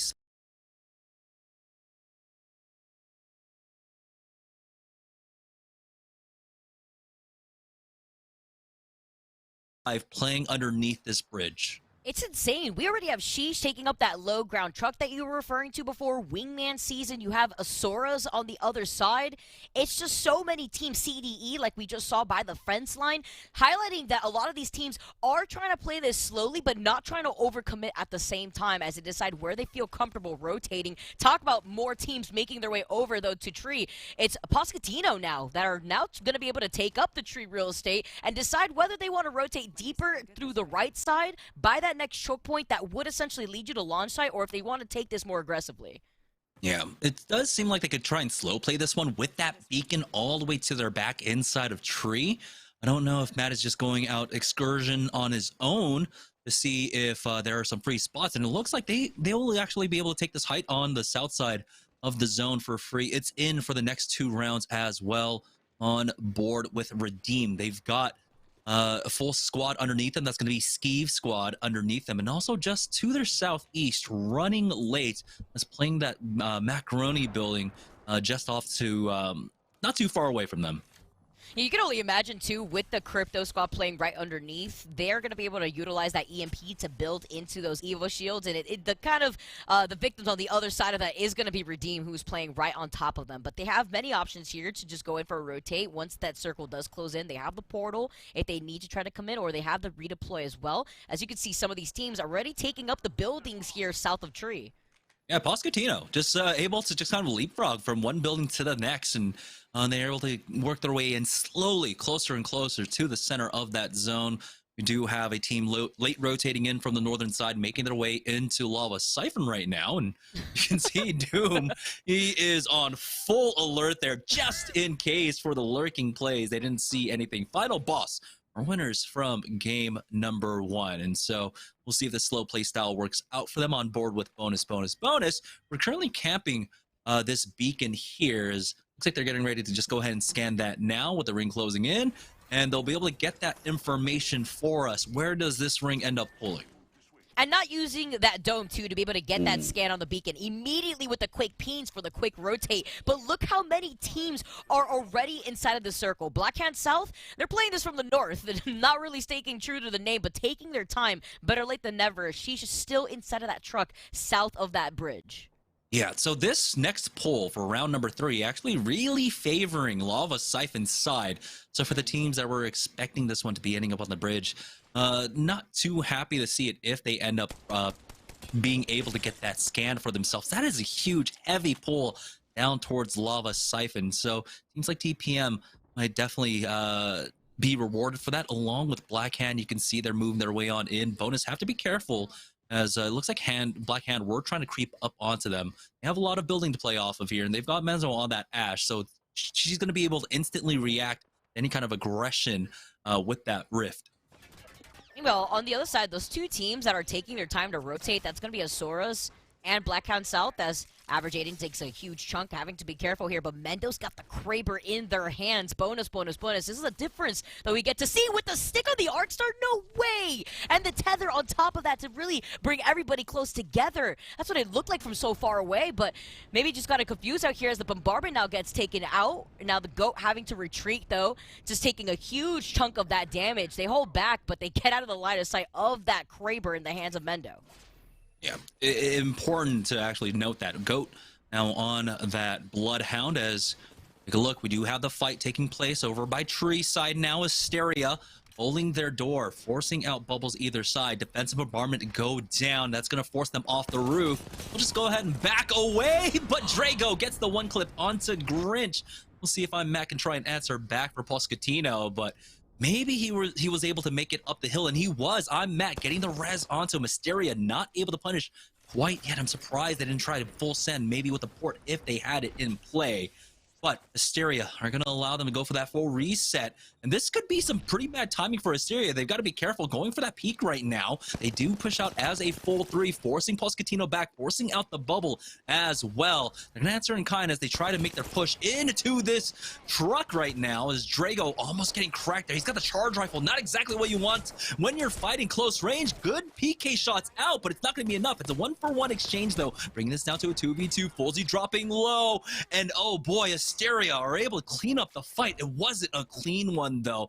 We'll see. They can try and recover Champ. It does look like he's able to crawl in as we had another fight taking place. Black Hand getting pushed. Wondering who that squad was. I think that was Tripod. Trying to push them. Even if it wasn't the 50-50 right there, Jamerson, Tripod's still trying to push onto Blackhand just in a different spot. As you highlighted, GOAT being on this Bloodhound is going to give him a lot of that late circle information as they are just going to swap over these helmets to try to get those domes and the bombardment online a lot quicker. But what a fight from Asteria. Not as clean like you mentioned before, but having to try to hopefully get that reset before maybe trying to take that building. But that's why they were hesitant. They weren't really sure if they wanted to fully send it and give up that space, but hopefully they were able to reposition back inside. Black Hand able to pick up that loot, and that's going to be crucial loot. Remember, it was big mod loot for the tripods that they were able to bring into that one, and so that's going to be great for Black Hand, particularly because they ended up taking a lot of damage, right? Bonus. They had the Kraber in play. They were able to force out a bat along with a med kit, and so they needed to top off on those meds. So that's crucial loot for them to transition into the mid game. Right now, taking a look at the western side of the zone, there's a team inside, 2 teams over at Thermal Station right now, as it looks like Asura is just going to go ahead and use that Valkyrie ultimate to get past this squad. I was looking to gatekeep them. I actually just go ahead and full send it and turn around on them, but no, going to go ahead and start moving their way on over towards a Harvester, go for that reset. What do they see as they move through the skies? It looks like it is going to be a fairly free rotate for them as Mollis and Reeds, Aj, they're going to actually chase after them. Money Miners now making their way right behind them. We saw where there was a beacon on top of the high ground before, as Harvester teams are now making their way outside of those bunker doors, but Money Miners have the high ground on top of them. Even though they're getting pinged right now, they're in a pretty good spot, but they're going to have to rotate inside that circle in the next minute and 30 seconds. Yeah, typically you don't see a Valkyrie team, you know, chasing after another team with that skyward dive. That's going to mean, of course, they have to wait out the next one. It looks like they're going to try and run towards Tree Side through Thermal Station. Over here at Harvester, though, Black Hand South finding themselves in a fight right now. They've got a minute to try and burst through this barricade. A full squad on the other side of this one. Nades have been expended from either side. We'll see if the push comes out for them. Another fight taking place on the south side right now as Bonus was trying to take out a team, but they ended up getting third-partied by multiple squads. Black Hand North, so many teams able to pick that one up.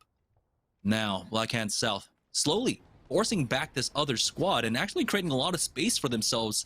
And they should be able to rotate in. This is where the fighting was taking place. You can see Blackhound still playing off of that launch site platform, getting some decent damage off. CDE showing up for this one throughout their rotate here.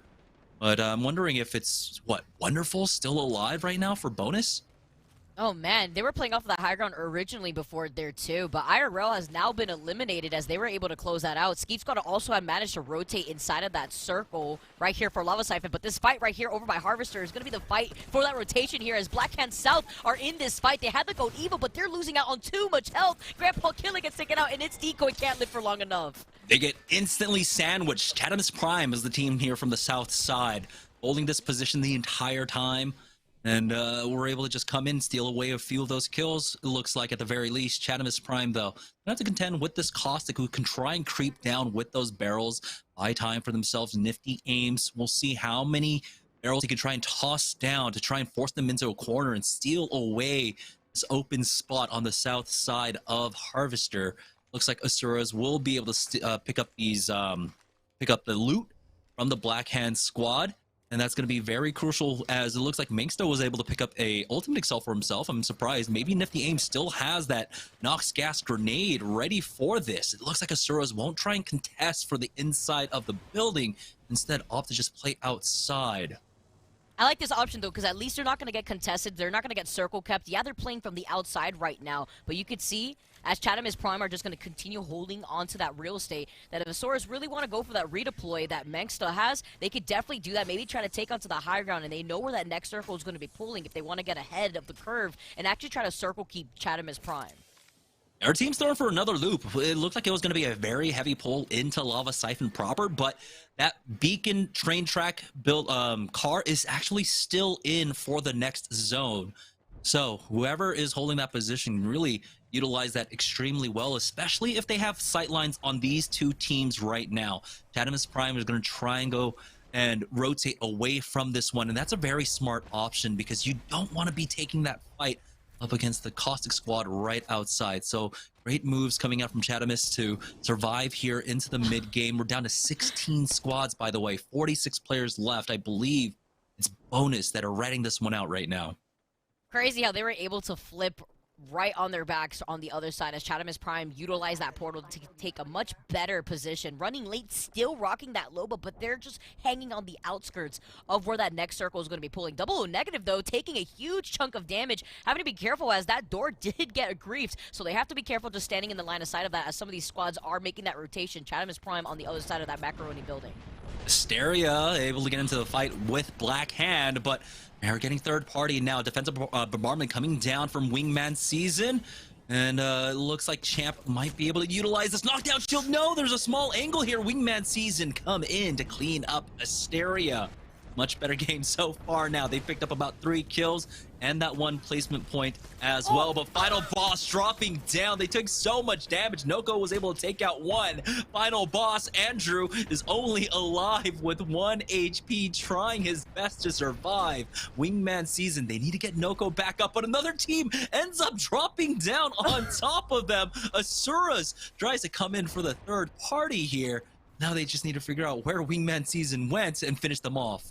It's a bird, it's a play. No, it's 3 squads fighting for the high ground, coming in from the redeploy. Asuras, the same squad that we were just looking at, who were hanging onto the bunker of Harvester, have used that redeploy to get onto the high ground. And what timing at that, too. Coming in to immediately boot out Wingman Season from this platform is so crucial, because this is a great spot to be. It's still in the circle, and you're going to have the line of sight of so many teams that are going to be trickling away from Lava Siphon.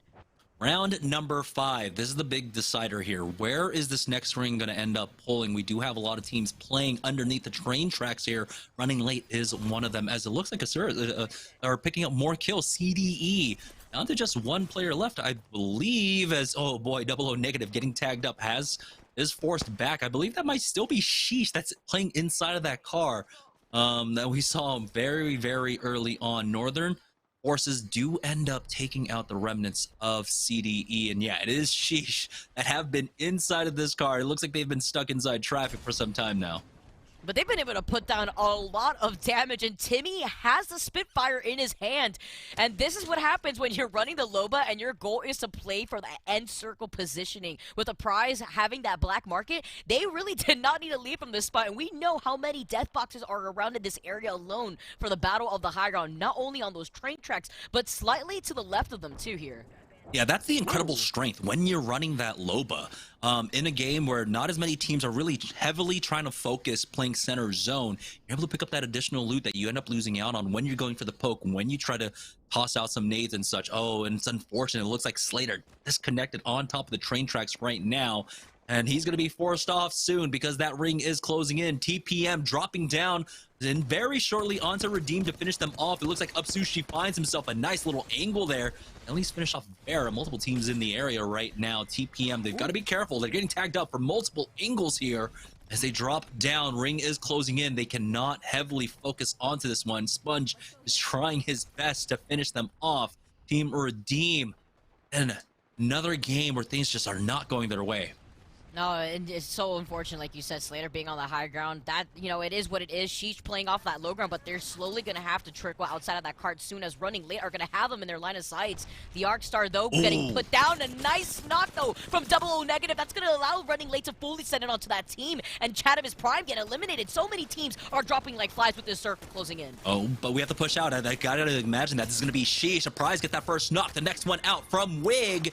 And they will be able to finish them off. Each member picking up a kill throughout all of that, and they had that small oh, but we have to push out. I gotta imagine that this is gonna be Sheesh. Surprise, get that first knock. The next one out from Wig, and they will be able to finish them off. Each member picking up a kill throughout all of that, and they had that small little cover to work with. Timmy just finds the nicest of angles there, right inside of the bins. But another fight taking place. Asura is getting knocked out. Northern Forces come in to take him out. TPM, though, throughout all this, still alive, dropping on to Team Sheesh right now, and they finish them off. TPM about to have another top finish, but they might be their own worst enemies here, taking so much damage to the ring. Sponge on his own, on his ones, trying to play as that anchor, getting focused down by Northern Forces, but it looked like he survived with that bubble. He needs to go for the reset here. It's 3 squads remaining. We got Black Hand, I believe, Northern Forces, and Team TPM. Yeah, Black Hand probably looking like they're playing this as a solo. I saw one member of Black Hand playing off of that low ground right there as Northern Force is still up as a full 3-man to try to contest TPM, who have to traverse through the low ground. But Northern Forces have the best position right now, and they also have to worry about that scan that's going to be coming out from that Bloodhound. Now, as Northern Forces are just going to continue on this high ground, but split some of that focus fire, as you could actually say it's not a solo. It's actually just Black Hand playing out from the low ground.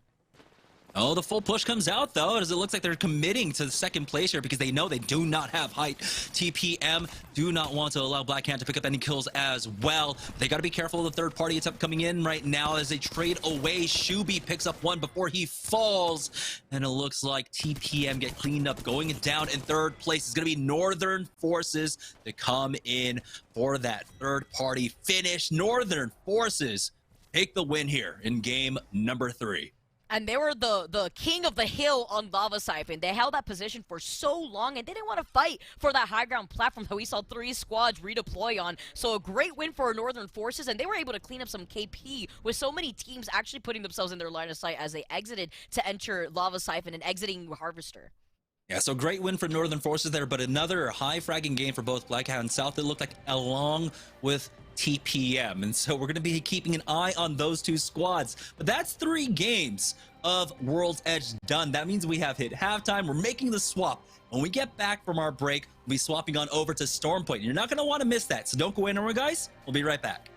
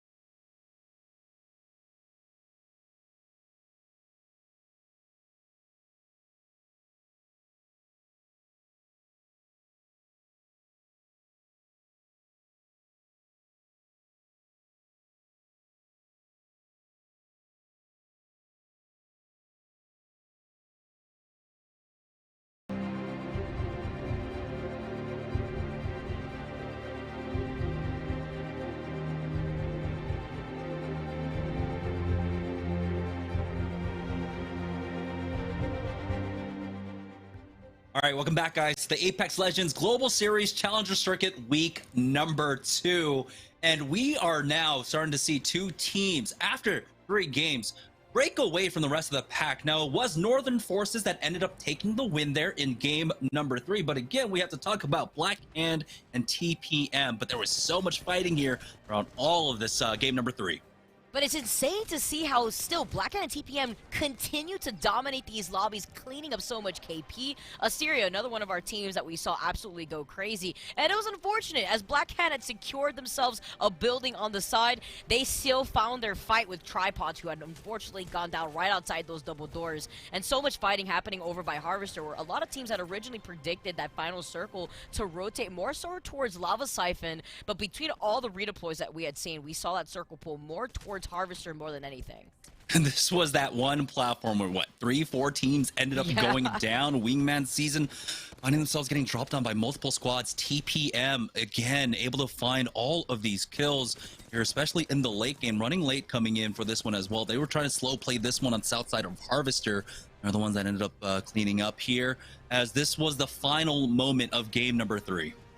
Oh yes, this area right here was so chaotic, but at least you saw Northern Forces, they held the God spot. It was only a matter of time before these squads were just going to trickle down one by one. I mean, I love the attempt, but Northern Forces, oh, we have the okay, we have the reverse. Shout out to production. Just got to further highlight how Northern Forces was able to take that win, but they had such a good position on top of that, and were able to clean up 11 kills on top of it all. What is with first and second place sharing the KP that they have been, and double digits at that, between Northern Forces and Blackhand?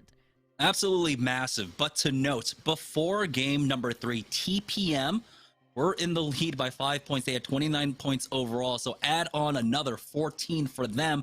They haven't gotten a win yet, but they've had 2 top 4 finishes with so many frags in the last 2 games. I expect them to maintain the lead. Northern Forces, they had a good game number 1. Now getting that win here in game number 3 will definitely bolster their chances, pushing them close to about 30 points overall, maybe 40 points actually overall. So this is going to be extremely tight race up in the top right now, but it's a lot of our other squads that, you know, you and I were both kind of pointing out that are kind of, you know, floundering a little bit here in the last 2 games. Running late and Wingman Season, though, did actually bounce back a little bit, but it's 6 points for either team.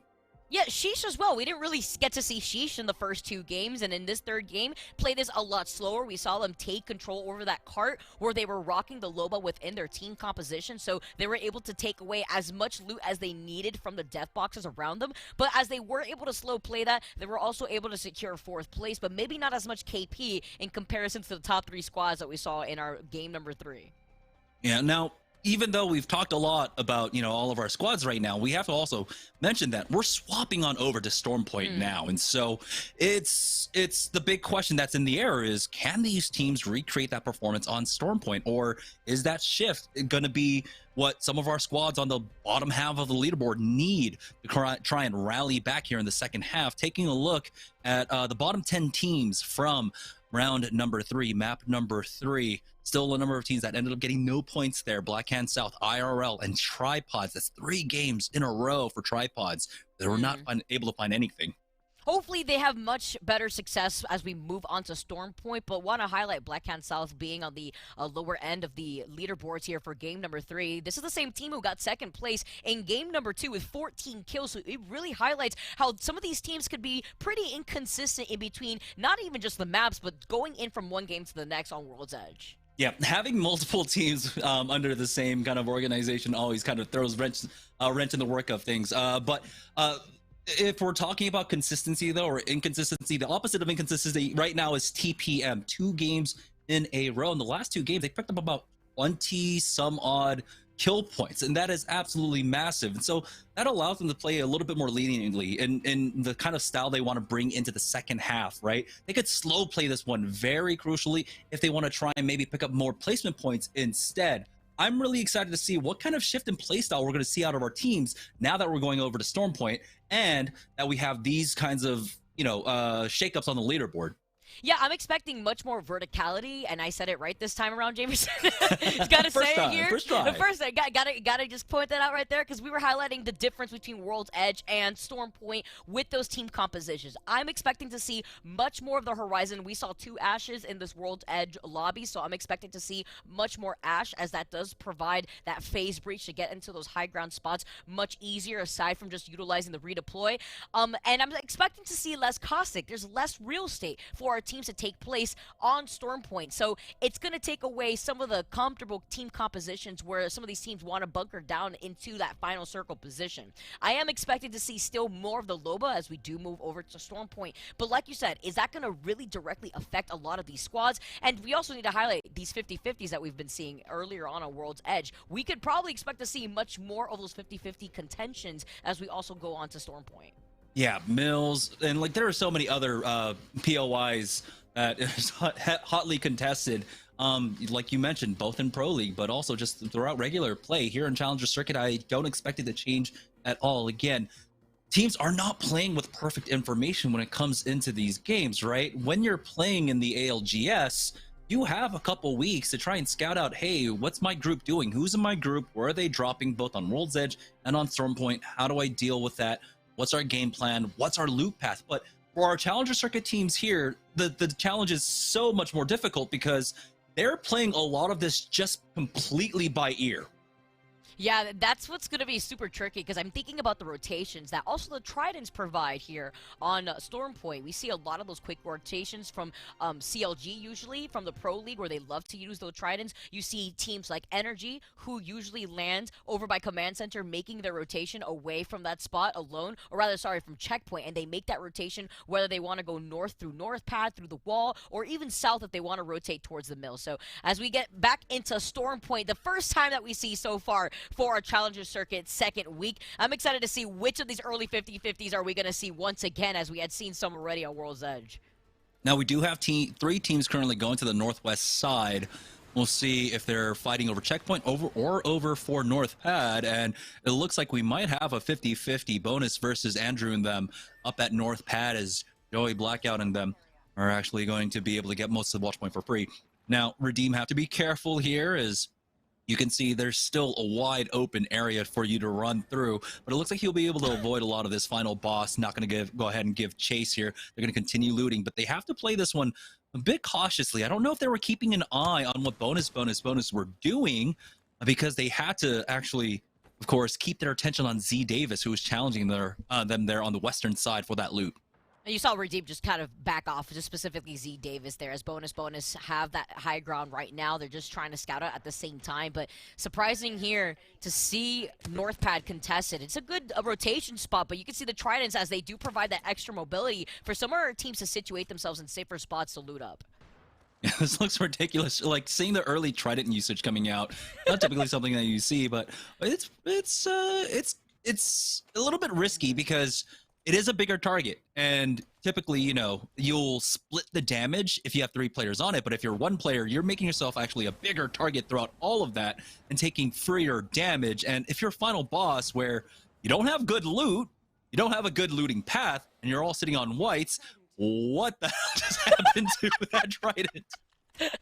It's a rock caught in a hard place right here.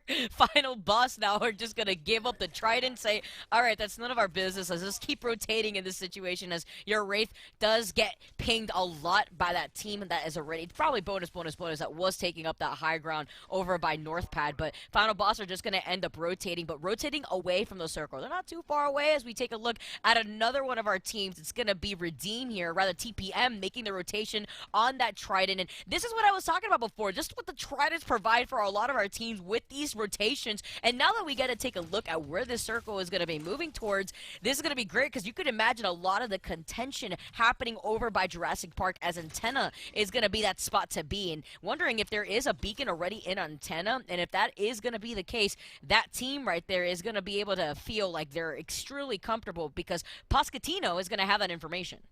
Now, if you're a team that's trying to play on the outskirts of Antenna, playing the north side could be extremely potent. I don't, you know, we have the luxury of being able to see where all of our squads are, but it looks like more than 50% of our teams are currently on the north side. Maybe 60-70% of the teams in the lobby currently on north side. So that's going to be a huge pileup. If you can get into that northern position with charge rifles, with long range weapons, you can snipe away a lot of free kills here. I want to see if anyone tries to utilize that. You can see Asoras with their own composition change. We highlighted as Asoras was that first team to take game number 1. They were rocking that caustic composition, and now Nifty is on the Ash. And this is that pick difference that a lot of these teams make this adjustment as we go over to Stormpoint, and a lot more other teams now making their way over to this spot as the rest of the squad here from Running Late are making their appearance over by Antenna. And there is a beacon down there in the middle, but it's already getting contested by 2 other teams. It's gonna be difficult to try and hold this one down in particular. Just a little bit more vulnerable. You got to be careful how you hold that IRL, though, in a fight right now. Leda actually getting peeked out first. It's going to be CDE getting that first knock onto Leda. They try to challenge that Gibraltar, but the flank comes out, hitting for Flesh. CDE will go down. IRL only losing out on Leda, but they should be able to res them. They're on the north side of the zone. We'll see if any other third parties come in. Nice quick armor swap from Relay to get Leda right back into things. And things are looking great here in the early game for IRL. They've got 2 purples, and they should be able to pick up all this loot as well, as it looks like we might have a contest. Poscatino, their roof has been taken. And TPM are playing right underneath that too, as Poscatino are now trying to figure out where they want to situate themselves around this building here. That's 3 squads that have already made their way over by the Antenna area. And with a team still playing the crypto like we were highlighting before, believe that is going to still be Skeeve Squad. They're going to be able to get the information that the beacon provides without having to overextend for that. Yeah, and we didn't get to really talk about it, but as well, like when you have a crypto that's alive and so many other squads, that's so many opportunities for you to try and pick up the extra EMP damage. Right now, the Redeem trying to make their push onto Black Hand. Bubble early out from Joey Black out of his Oxy Ares. Contest for that high ground. He is on his ones there, has to be careful dropping down, and somehow he's been thrown for a loop and he's lost sight of his prey. He's up top. Oxy, you got to be careful. He's almost tagged, brought down, but he will go ahead and back away. Everyone trying to force their way on in. Z Davis is able to get it in there. Now Shubi has fallen, and he's in the middle of nowhere. Another fight taking place as well. As you can see, Reeds is trying to push up. They know they've got the HP advantage here for Money Miners, and they're just going to chase him down. Slacking is the first one to drop. Another connect there, as they will clean up Chatamis Prime early on. We're down to 18 squads now. A much faster pace of a game compared to our last 2 games on World's Edge. A little quicker for that first game, but things definitely slowed down. Meanwhile, on our first game on Stormpoint, it's the complete opposite. Shubi does go down, like you were saying, just basically out in the middle of nowhere, but the rest of Black Hand had managed to get away, but not before Redeem just starts chasing them down. Z Davis on the Bangalore, much stronger pick here on Stormpoint. There's nowhere for them to go, and they knew they were chasing after a squad that was trying to go for that banner. They get punished for it. Black Hand about to get knocked out. They still have 1 alive. That Valkyrie, I believe, trying to get out of here, but Oxy Ares is giving chase. I think he's going to be able to catch up to him, as he has covered a lot of ground here. Another fight taking place. IRL trying to push up. Excuse me, Final Boss trying to push up, but Andrew's taking a lot of damage. Wraith going in with that PK. Gets a connect. They're trading back. Relay goes down. Ivan is the next one to fall. IRL will go down to Final Boss. Doom needs that armor swap for himself quickly here. He's even going to give him that purple armor. Needs to hit up a med kit, though, and you got to be careful. Again, you're so low, but he hasn't hit up a med yet. There we go. Finally, giving me a little anxiety there, but it seems like they are kind of free here on the north side. And meanwhile, on the other side for our first initial fight that we were checking out, Oxy Ares did finish off a Black Hand there, so Redeem is going to walk away with some of that extra KP. And they have a nice rotation point here as they are approaching from the northwestern part of the map. A bit of a trek to go for that next circle, but they are right there for that first initial circle. And we've seen already so many teams take those trainings to get to that next circle here, as Running Late already find that crack. Wingman Season now making their own rotation. They have already that beacon information for where the circle is going to be pulling, but they don't really want to get themselves involved with all the action already going down in Antenna. Ooh, sending up the knock onto Reeds, and they're going to go ahead and give chase for the rest of the squad right on top of them. Nice right side angle, though, but that just leaves that one player alive by himself. Big 40 shot from that PK at range. They will be able to clean them up. Wingman Season picking up the +3 here. Really great start to game number 4 for them. Now, on the northern side of the zone right now, Team Sheesh trying to advance onto this position. They've got a squad ahead of them. Timmy is on the Pathfinder. I am all for it here.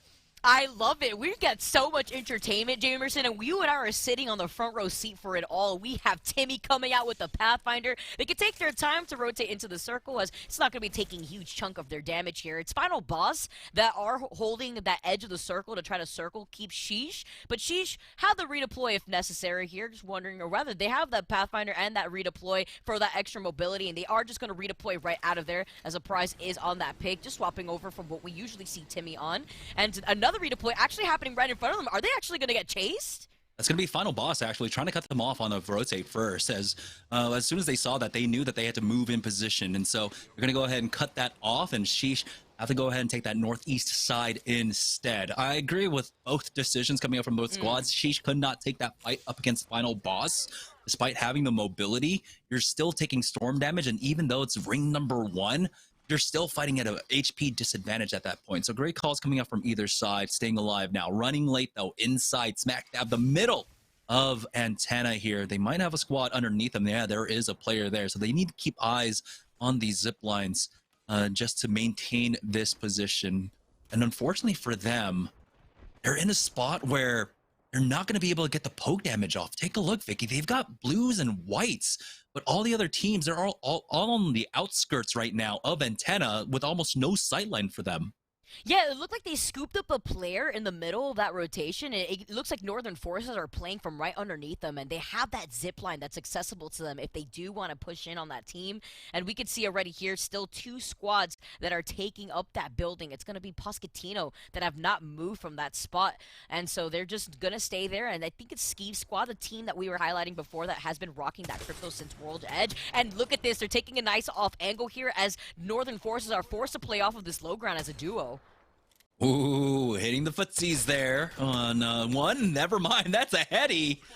Great damage out from T-Stew here as he's working so much closer towards that red Evo now. He's getting free damage. I'm surprised he's able to just play off of this dome and just putting so much pressure onto that squad right now. And he's completely free to do so. No one's able to challenge him because they're all playing on the outside of Antenna on those periphery buildings, and so he's just free to do this. There's no answer back. He gets a free knock onto North.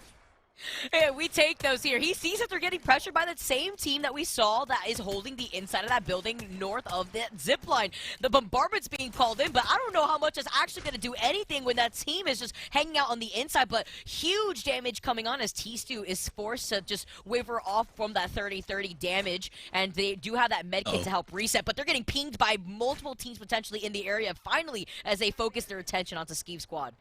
It's going to be OBH picking that one up, but they'll be safe to go ahead and knock him in and get that res off. And I'm surprised that there isn't more pressure coming on to the north side here. I mean, the game started off with so many teams in the north, but Skeev Squad are working with this team. Sheesh, though, inside Jurassic Park right now. They got bonus just off to their west.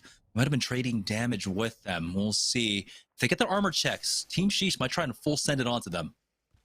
To see if Team Sheesh even knows that bonus is off to the side right here. They're not giving up their position. They're looking at a lot of the action happening outside of Jurassic Park, and with that tac bulk, they're definitely going to be able to split their attention over by that squad. They do note that there is a team that has been trying to pressure them, but inching Sheesh's way towards these buildings are going to be tricky, as we already note that there is that squad who has been able to take up that spot, and it's going to be Skeev Squad, and now we get to look at the other teams who are making their own rotations here. It's going to be Final Boss, the team that we checked in on earlier, who utilized that redeploy to get ahead of Sheesh.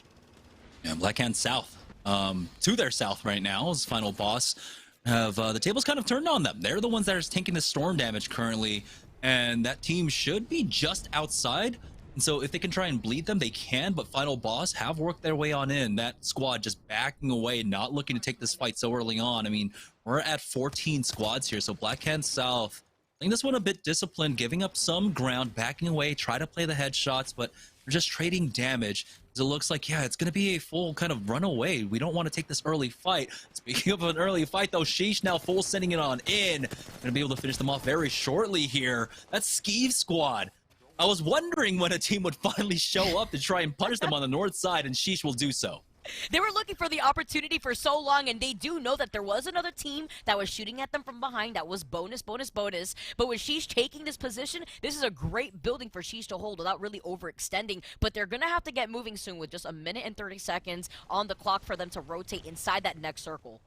Running late actually got a knock and start their push, but it looks like Blackhand South might have turned things around onto Final Boss here, forcing Doom into the ring at the very least. Almost got a crack onto him as they're getting sandwiched from behind. Wraith has to be careful. He needs to hit up the bat, but he does some decent damage himself, so ends up playing his own anchor here. We'll go ahead and back away, and now they're forced into that other fight, pushing up now, as a lot of it was kind of opened up for them, so they'll be able to walk in for free and still have to worry about their back, though, as it looks like running late, trying to finish off this fight, but they need to do so quickly here. Lightstar Joe is so low, double O negative, ends up going down. The peek out from Kuzme into the bubble, now just trying to spam that bubble to see if he goes for that peek, but you can see another team looking to posture and try and show up for this one here. Kuzme barely gets out of dodge. Lightstar Joe will fall, and it's going to be Team Sheesh showing up for the third party, picking up kills, and what a bounce back here in the second half.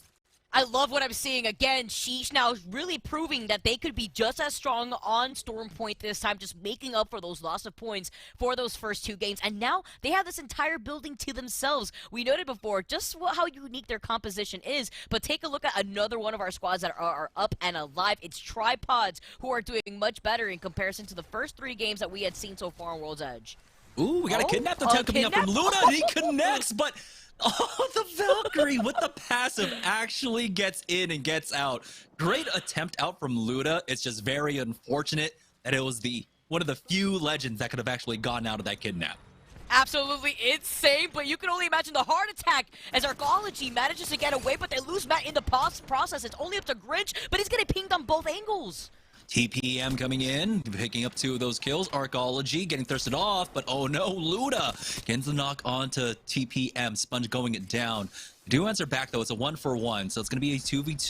You always have that possibility of the team turning around to try and pick up these banners though, as they're trying to stick that res, but instead they get stuck with an Arc Star. Taylor tries to phase breach to dodge that damage, but I don't think it actually worked for them. Sponge is still bleeding out on the ground here as Up Sushi is taking his time to try and go for that full reset. Tripods were able to get Luda up, so it's going to be a 3v2. They should have the opportunity to try and move in, but the possibility of third parties is keeping them kind of at a distance right now. We do have bonus in a fight right now. Vera in a 1v1 up against Aiden. He wins that one out. Wonderfuls is the only one alive, and he's going to just get out of there quick with that boost. Wonderfuls once again left to rat for bonus. Oh, they're not stopping this onslaught of pressure. Wonderful is forced out to use the dome, but he's at least put in some of that space between himself and that squad that jumped onto bonus. They were caught in the middle of their rotation because we noted before that they were right outside of Jurassic Park, close to Sheesh, but they opted to actually go for a longer rotation south of Jurassic Park, past Barometer, and now just up to Wonderful to play this as a solo, unable to recover those two banners too. Unfortunate, but still alive, so you can count your blessings. I believe it was Redeem who actually were the team to move outside of Jurassic Park to actually jump on top of bonus. We haven't been able to talk about it because there's been a lot of mid-game action here, but this was a hard pull away from Antenna, going down to the north side of Shipball, so a lot of teams not quite expecting this one, but Wingman season, they're in position for this ring. They've got two buildings held down right now, but it looks like Sheesh looking for another fight. Timmy going in with that beautiful ultimate of the Pathfinder. Arcstar not quite connecting there, but he does at least defend that bubble with it. Peek out, hits, gets the crack, and now he's going to charge forward. He's got the Wingman 301, doesn't have a PK or anything behind it, but it's going to be enough. The Wingman getting the knock onto Doom. It's a 1-for-1 exchange, and now it's just Timmy left. We'll see if he can try and answer back. Hits up that bat. In this 1v1 here, you might just go ahead and swing on in, try and catch him off guard. You can see the team members trying to back away here as he's going to go ahead and charge forward. That R301 out, getting some decent damage off now with the Wingman to try and finish off this Wraith. Does connect, gets the headshot, and there it is, Team Sheesh. What a game, number 4, 6 kills for Timmy. Timmy, he's just built different. He's just better, and he comes in, not even with the swing, but with the aggression, ignoring those knockdown shields. And now they have so much KP, they can start feeling a lot more comfortable now as we go and we see their first game on Storm Point. A lot of our players already making the rotation in, but with this circle pulling all the way south of Antenna, there's a lot of open ground that these teams are forced to traverse on as TPM now are playing the edge. The Archers, though, slowing things down for them. But now this is going to be a huge opportunity for Sheesh to come in from behind. They got the thirst onto, actually the knock onto Upsushi here. And so Sheesh picking up more kills. Nick Merckx going down. And TPM trying their best to survive. But Sponge, he gets a quick armor swap. He doesn't have the bubble, unfortunately. Sheesh, though, walking in with the zone as Sponge will get finished off. Oxyaries picks up one there. Sheesh ended up losing out on a prize throughout all of that. Unfortunately, they were not able to pick up the banner. Timmy with another quick armor swap here. R301 melting the players in his sightlines now. He's got to be careful. There's one off onto his right. The defensive bombardment right on top of Asteria here as they're going to use that moment to go for the reset, hit up the bats. But Timmy ends up going down. Z Davis, long range wingman, picking that one up. And that's going to put an end to the run of Sheesh here, going down in 5th place. Asteria looking for the next fight. They're sitting pretty. They've got 2 gold armors. They've got the purple onto Champ, but they should have a red armor swap for themselves. Absolutely insane with the way that Redeem played that too. They were able to pressure out Sheesh with that bombardment, and you saw Z Davis in that feed was able to clean up Timmy almost immediately. But with Wingman Season holding this position for so long, they're in such a good spot. They've been here for quite some time too, as they were able to have that beacon, as they are going to be able to now continue on this pressure. Wingman Season now moving on. 3 other squads left for them to worry about, but Blackhand South is one less squad as they get taken out. So it's going to be a full 3v3v3.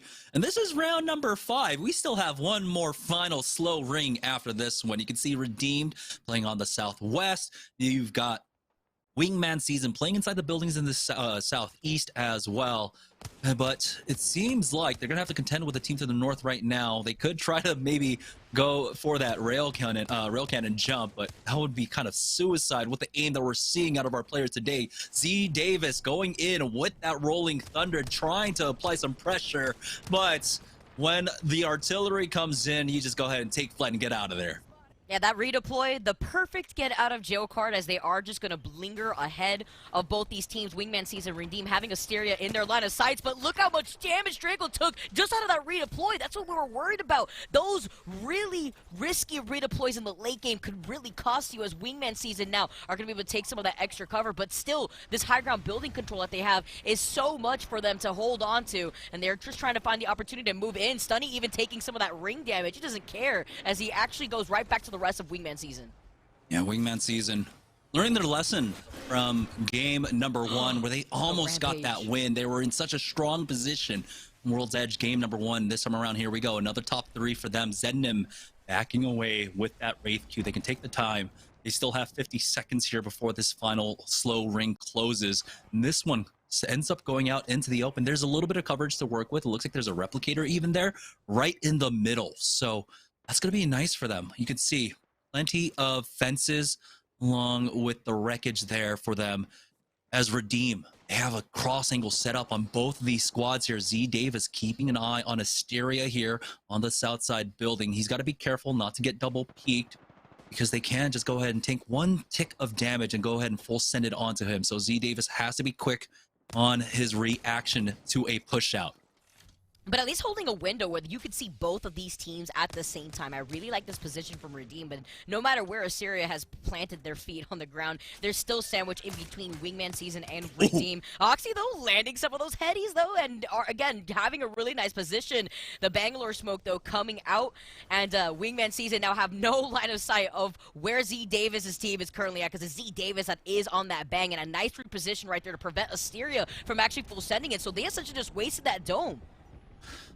Now, they got to be careful. The smoke not here for Z Davis. He's got another 12 seconds before the charge comes up. A defensive bombardment goes down right on top of Redeem.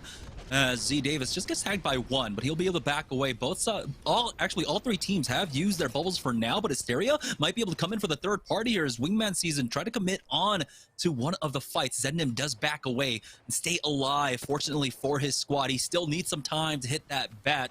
won't be able to get it off. This is a tense situation here in the final 3 squads as ALGS tries to go for that peak. Now it's Asteria that's bought so much space for themselves. They're controlling the entire eastern side. Redeem and Wingman Season basically stacked on top of each other here.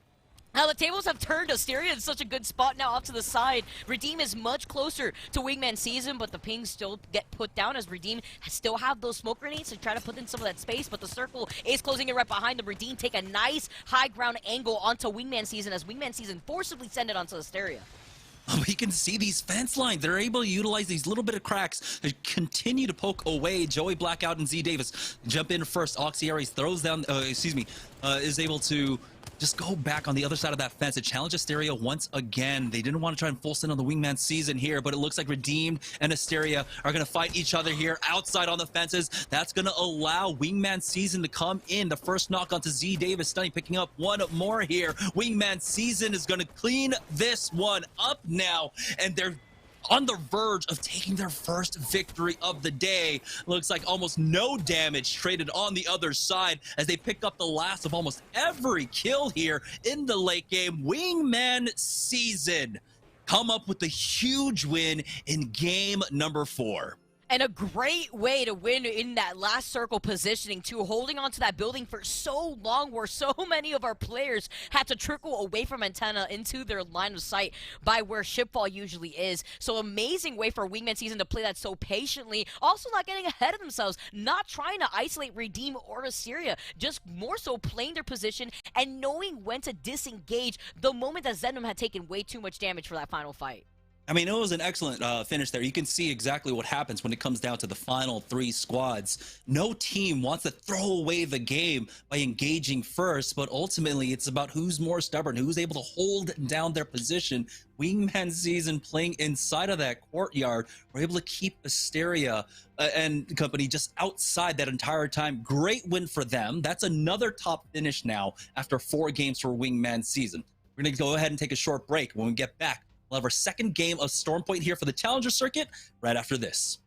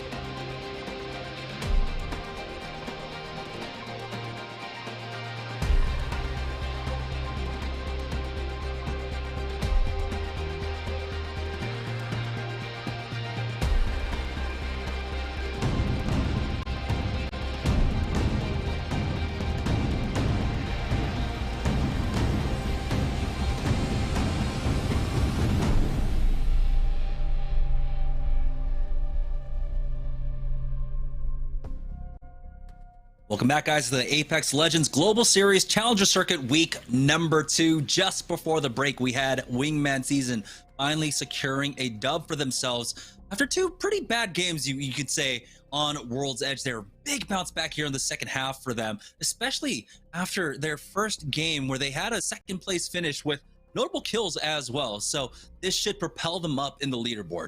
Yeah, I believe before that game in the overall leaderboards, they were 5th place so far, especially after that performance in game number 1. But like you said, game 2 and 3 were lackluster, where I think they had finished in both at 14th place. So that win is amazing for Wingman Season. This is exactly that consistency that we want to see from them continuing on Stormpoint, because we usually see a Wingman Season pop off on Stormpoint. And looking at some of these replays, I love how we had the Trident floating as one of the replays. That was definitely the highlight at the start of that game.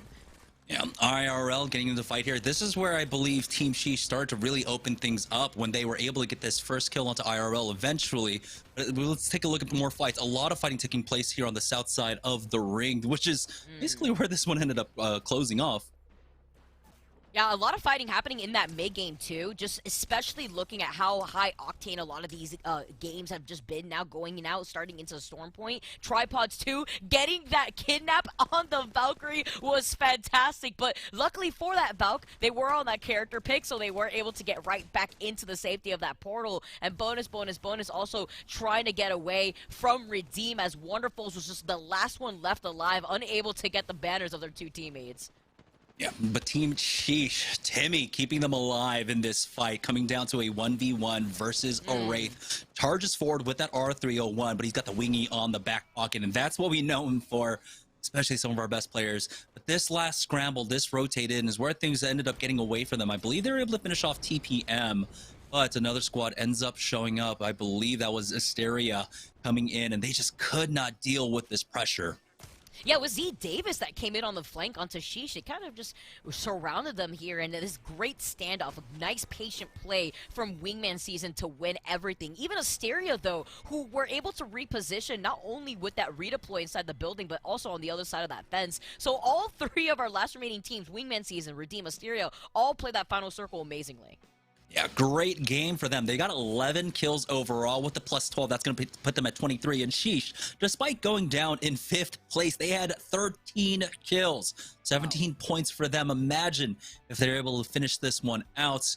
And so great bounce back for Team Sheesh, but Redeem now coming in with the 2nd place finish there. And so this is a squad that you and I both highlighted early on, but we didn't get to see that much of them on World's Edge. So I'm glad once we came over here to Stormpoint, they're opening things up a little bit more.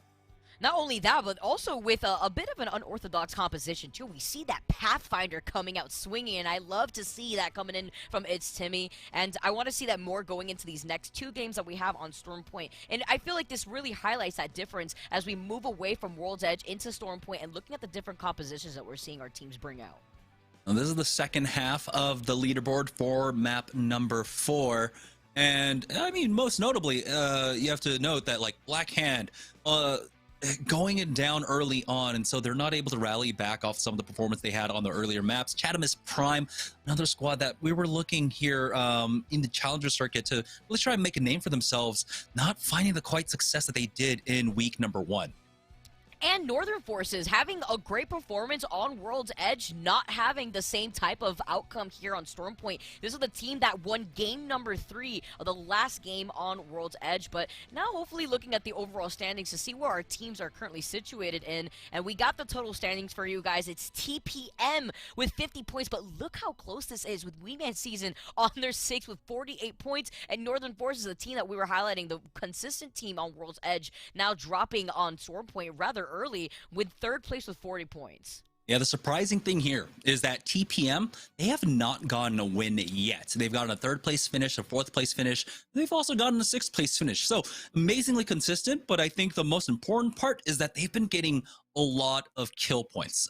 They had 14 kills, right? In game number 2, they tied with Black Hand South in number of kills in that game. But also in round number 1 and game number 3, they got 7 kills in both of those games. So they're consistently finding some really good mid-game fights for themselves. That's the reason why they're currently in 1st place. But Wingman Season, two top 2 finishes along with that win, put them in second place right now. Northern Forces, like you said, they need to bounce back here. I mean, it was just one game on Storm Point. Maybe they just need to find their footing. They still have 2 games left to go.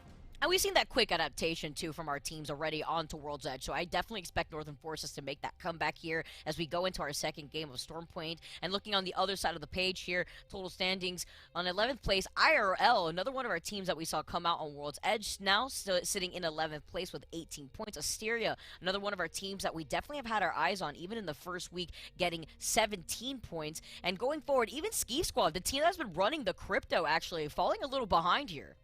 Yeah, notably though, all of our teams now have a point. CDE, Tripod's not going to have that big old goose egg. 2 games left to go though, and it looks like we do have game number 5 ready to go. So let's head on in. Storm Point for game number 5 here. Challenger Circuit week number 2. There's only 2 games left to go for this week, so our teams need to come up huge.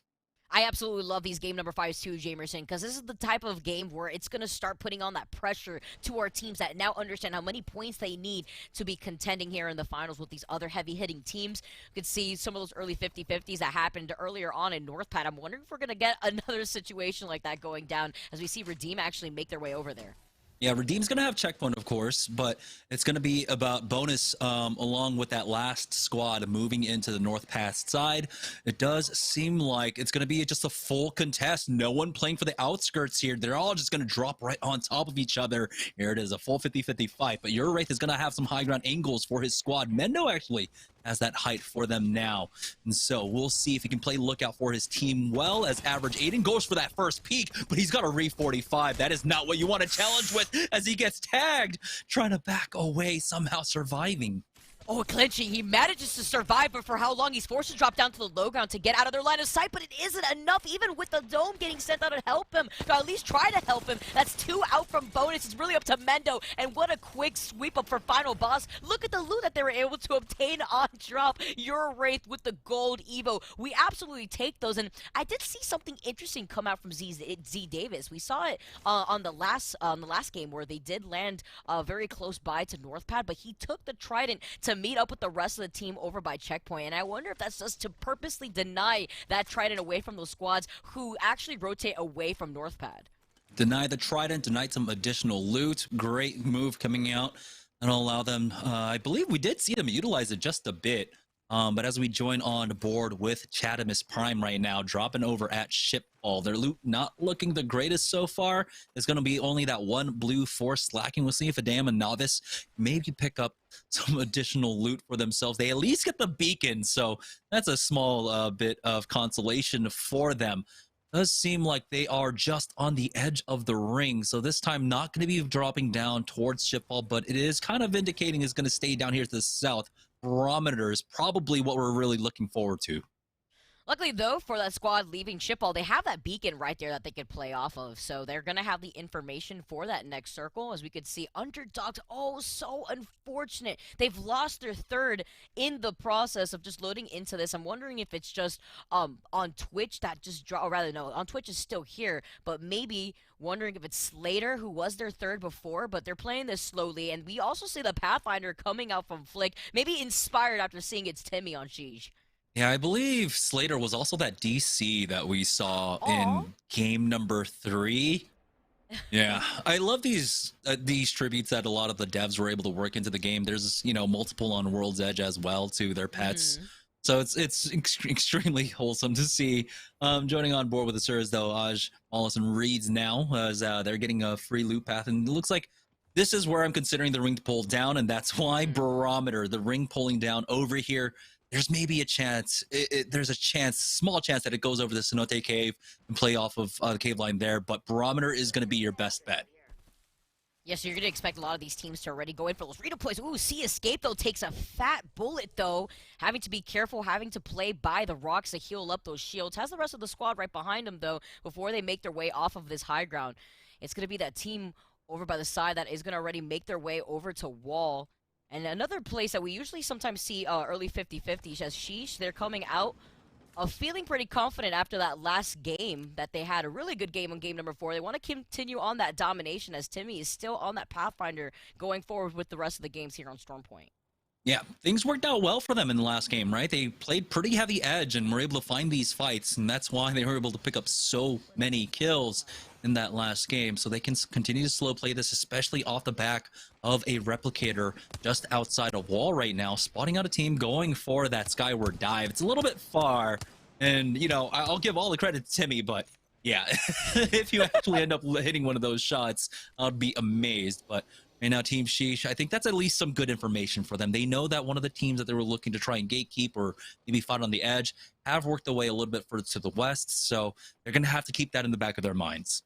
Meanwhile, Chatham's Prime have already utilized that redeploy to get into this position, and I did see Deeds over by the side here. That's going to be Tripods who are going to make their rotation over by the south side of Barometer, closer from Cenote Cave, but they're getting pinged by another team that's already holding that middle area of Barometer. They're going to be fully setting in. What aggression that we're already seeing as Chatham's Prime are getting contested for this building. And they got smokes out as well. Oh my goodness, turning around. Big shots. Almost got the 2-shot there. 18 on the last. And almost got the knock. There we go. Slacking will be able to finish him off. Redeem losing out on Oxy Ares as Novice swaps out. Adam needs to heal up. Slacking will fall. Adam left to 1 shot. Does not get that bat off. Redeem. Slap right back after losing out on Ares. And Z Davis with the fadeaway. Mastiff. But now they don't have the bubble. They need to knock him in to get that res. We'll see if the third party comes out as they go ahead and throw down that smoke. It looks like no team's going to actually try and push this a little bit too far away for them there. On board with running late, and Black Hand trying to creep for this one. Oh boy, running late. Are their senses on them? Can they feel that there's another team in the area right now?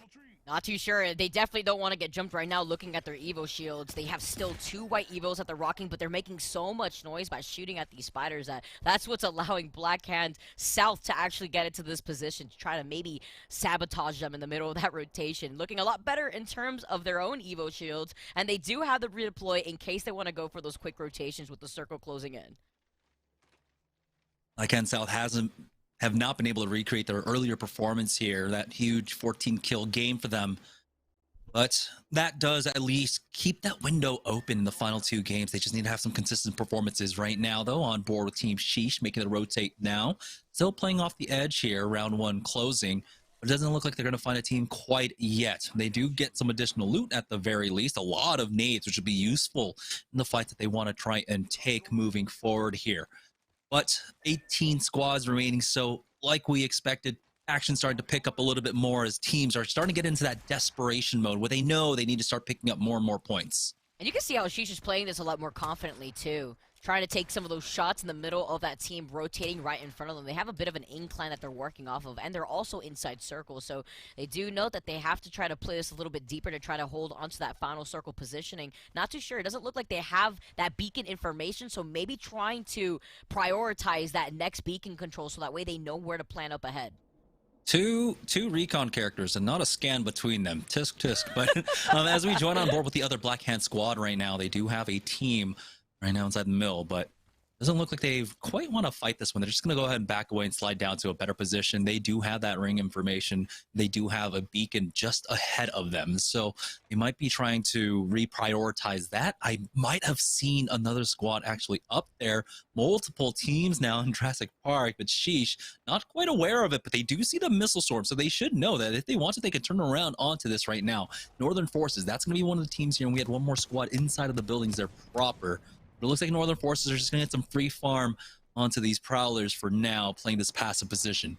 Also seeing some composition changes up from Ski Squad, who are not running the crypto anymore. So that's something to note, as they are going to be able to make that quick adaptation. And game number 2 on Stormpoint. Asteria, with their own rotations, trying to take control over the building. We sometimes see the circle pull over towards the bridge here, over to the side. But it could be risky when you do end up rotating here early, with so many other teams that could come in and pinch you on your 6. As Poscatino's actually that other team that's on their 6 right now.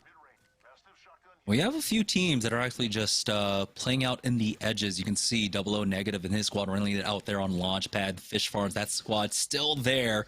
Looks like they were able to get their second back on in. Unfortunately, not having the third is going to work against them. Poscatino playing inside of the shuttle. They've got to be careful. Hysteria They get the armor checks. They know that one person's sitting on white. They might try and full send this one, griefing that door. Doesn't actually get the clear, unfortunately, so they might have to expend a nade just to get in.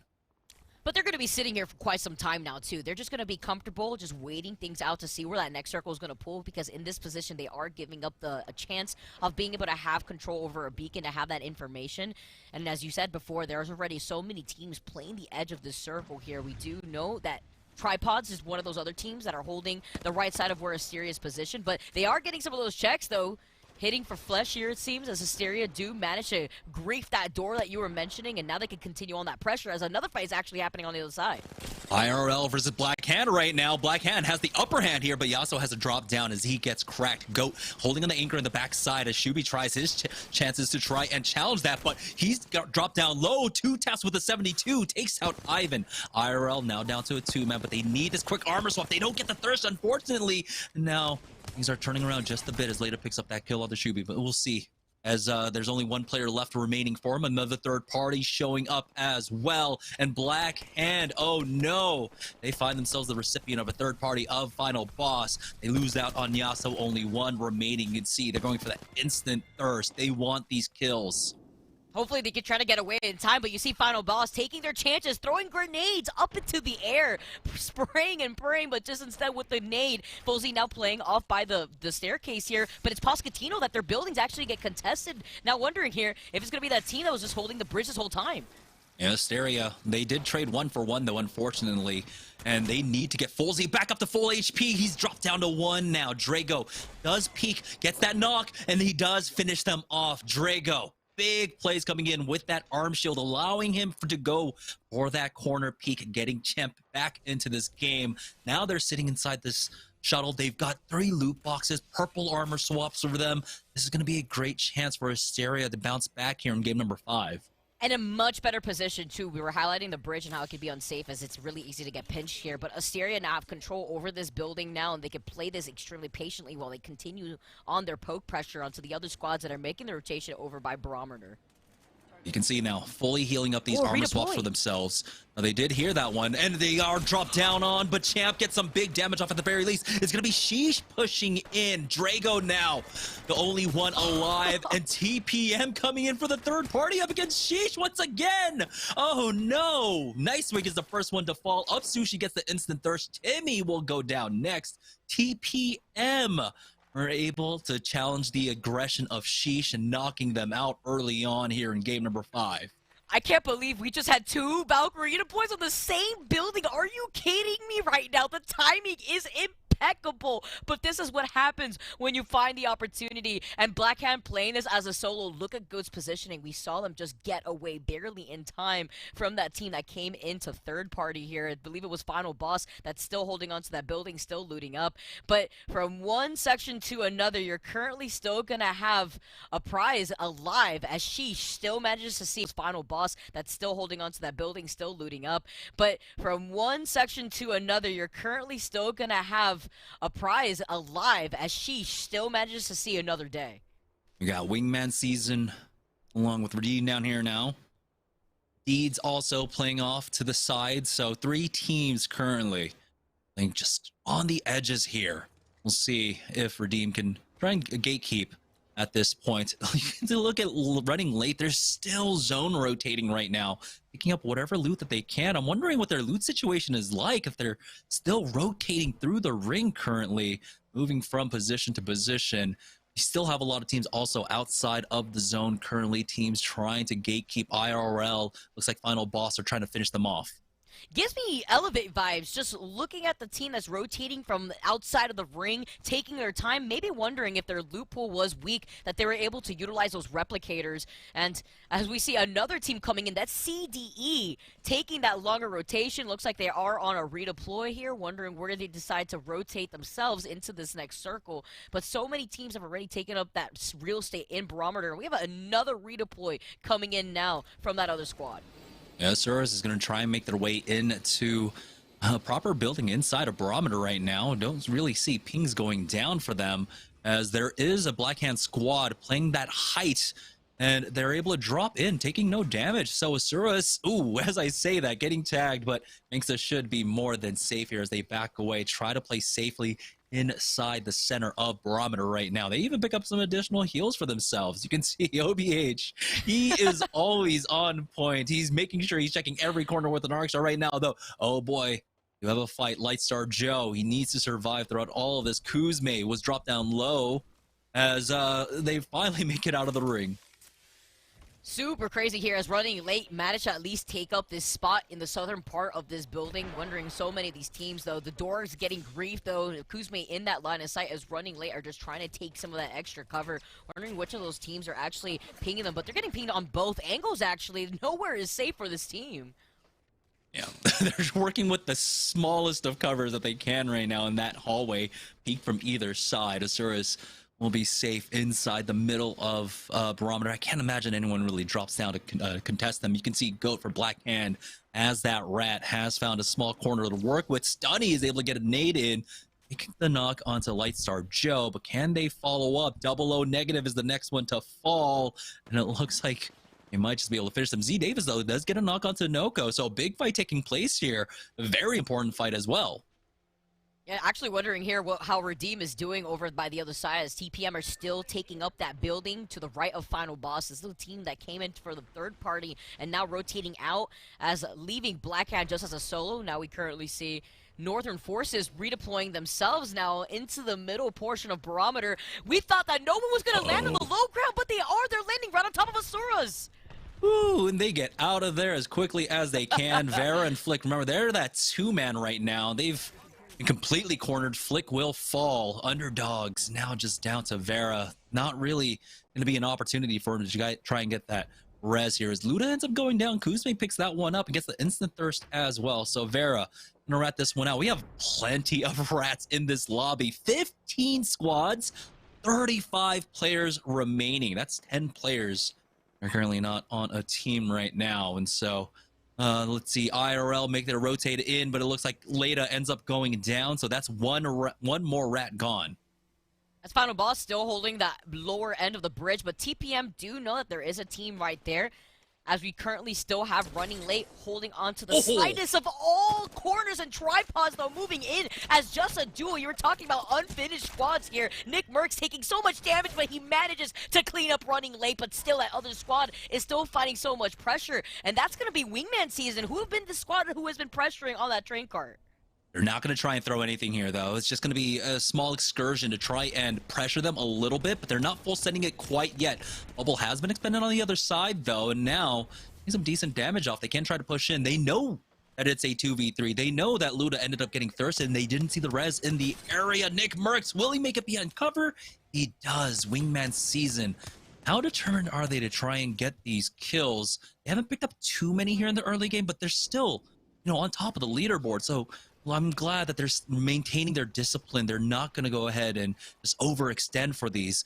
Just playing that position now with that ring pulling away. This is all they needed to do. On board with a prize, keeping things alive for Team Sheesh here. But it looks like we have that push coming up from Final Boss. TPM, though, playing off that stairwell. Have plenty of nades, it looks like, to work with it. And the armor swaps. And they have the redeploy, too, in case you need to go into that circle deeper after this fight. It's looking like this fight is taking a lot longer than they may feel comfortable, but there's a third party looking for an opportunity here. TPM is not going to let loose of the door anytime soon. Yeah, Sponge just holding that for now. It's been tagged once. One more melee is all he needs. He's just holding that angle. He's got the second challenge here. He needs help. Sponge is going to go ahead and bubble early. Great decision coming out from Miz. Talus was trying to go for that flank onto them that entire time. He does get challenged on that bubble, though, and Talus ends up going down. Sponge is the next one to fall. Final Boss needs to finish out this fight now. The ring is closing in, and they've got the gold bag res to get Wraith back up. But an amazing fight for them to take care of TPM. Now currently IRL in some trouble as Blackhand South are going to make their rotations right down below. Still blue, but immediately burning down that shield. Underdogs get taken out in the feed, and Blackhand South are going to continue on their onslaught of damage, but they have to look out. They're on the low ground, and there's still that squad who's on the high ground. The phase breach, but not fast enough. Oh, the phase breach should have been the first thing you did instead of trying to challenge that high ground angle. So now it's going to be Grandpa Killa by himself using that Valkyrie ultimate. He's taking so much damage from the ring, though. He might actually just go down mid-air, somehow surviving. Board of Redeemdale looking to try and finish off Mangsta. I believe he's the only one alive for his squad now as he backs away underneath the cover. And it is going to be Aj with the bow check bow that takes him out of the sky. That's a statement to be made. Money Miners now diving in. Double dome being used up, and the bombardment has also been called in. And not before that dome was used up first here, so they're just trying to find a peeking angle with this PK. Oh boy, they try to push forward. The bubble is gone, though. He's getting tagged up from above, and he doesn't quite realize it in time. Nifty gets that knock and gets the kill onto him. Doom will fall next. So many teams in the area. Money Miners, though, they're still quite healthy, though. Great nade, keeping them in place, but they're getting tagged from the side right now. It's going to be Wingman season with some nice nades. We'll see if Aj does get rezzed up, and he will, but he's so far away from those armor swaps. Right now, though, can see a prize taking up his next position. He's doing his best lamppost impression and is doing a damn good job of it because no one's noticed him. Watching all over Gotham right now, just looking like the Batman on top of that post, and Redeem now is going to be able to clean things up now. You can see them. They see that there is that Wingman season that has been holding onto that high ground platform. They essentially booted Tripod behind that rock originally when they came in for the third party. Currently now, we have Northern Forces now playing behind this rock. They're finding these knocks here. Zendam is the one that get called off. Oh boy, he goes down, and that's really unfortunate.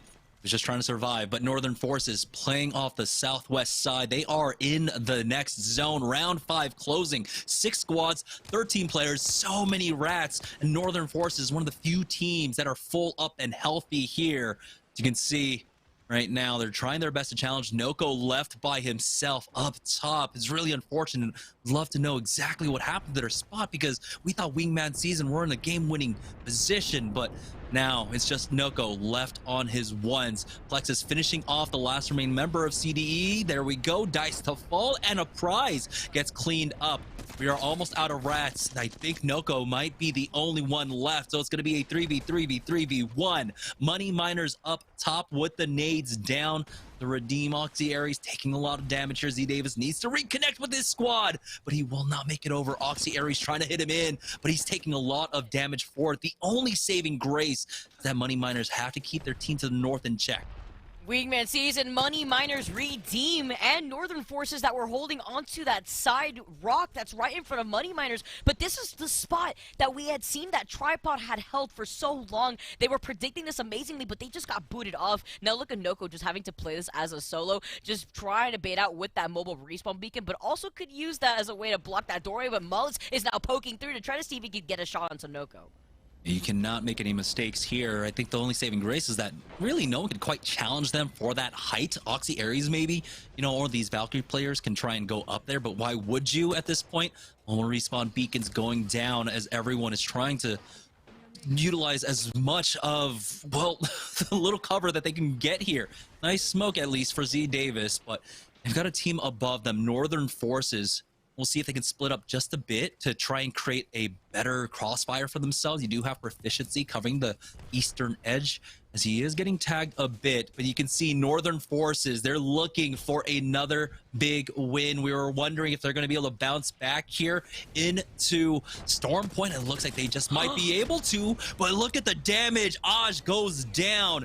And so if Redeem can just get a clean sweep, clean team fight win onto them, we might just be able to push up. Aj going down once more with the Wingman coming in. We do have the bubbles being used from either side as defensive bombardment goes down. Redeem full sending it onto them. This is going to be Northern Forces to come in for that third party to finish them off. Joey Blackout just can only watch on as Northern Forces push in with that bubble. Oxy Aries goes down. Now just one remaining player left. Northern Forces gonna get another win. Huge win for them as they were in third place going into game number 5. They needed that, Jamerson. They won game number 3, our last game on World's Edge. And again, we were talking about if they were inconsistent moving off the Storm Point, but proving us wrong. Taking that dub on game number 5 was absolutely huge for those points that they needed, but also that position that they were held in behind those rocks basically forced out Money Miners and Redeem to go into their line of sight for that final circle. And it was an incredibly important game for them as well because they were sitting in third place. Above them, we had TPM and Wingman Season, who ended up going down before them. So we might have a shakeup on the leaderboard. Well, we're going to have to wait, though, and take a quick break. When we get back, we'll have the last game of the day, of the week, right after this.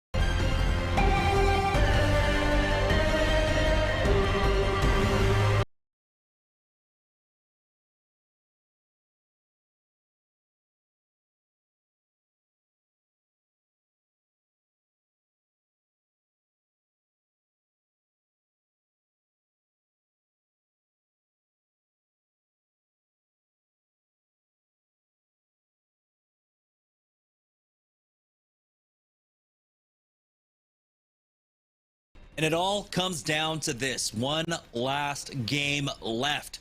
But just before the break, in game number 5, Northern Forces were able to get their second win in a row. And they were in third place before game number 5. But that win is looking to propel them up the leaderboard here. Let's take a look at some of the best moments from that last game. And the only squad to be able to take 2 games for the night alone really highlights their consistency. I believe they're our most consistent squad here of the night, as we saw some of these early 50-50s still come out even in that game number 5. We're moving on to our final game though, Jamerson. I'm wondering if we're going to still see those 50-50s now. That's right. There's so much on the line for our squads too. So do you really want to risk it for the 50-50 at this point when it's coming basically down to the last chance qualifiers? You'll have 2 more weeks to make sure you secure enough points for the LCQ1.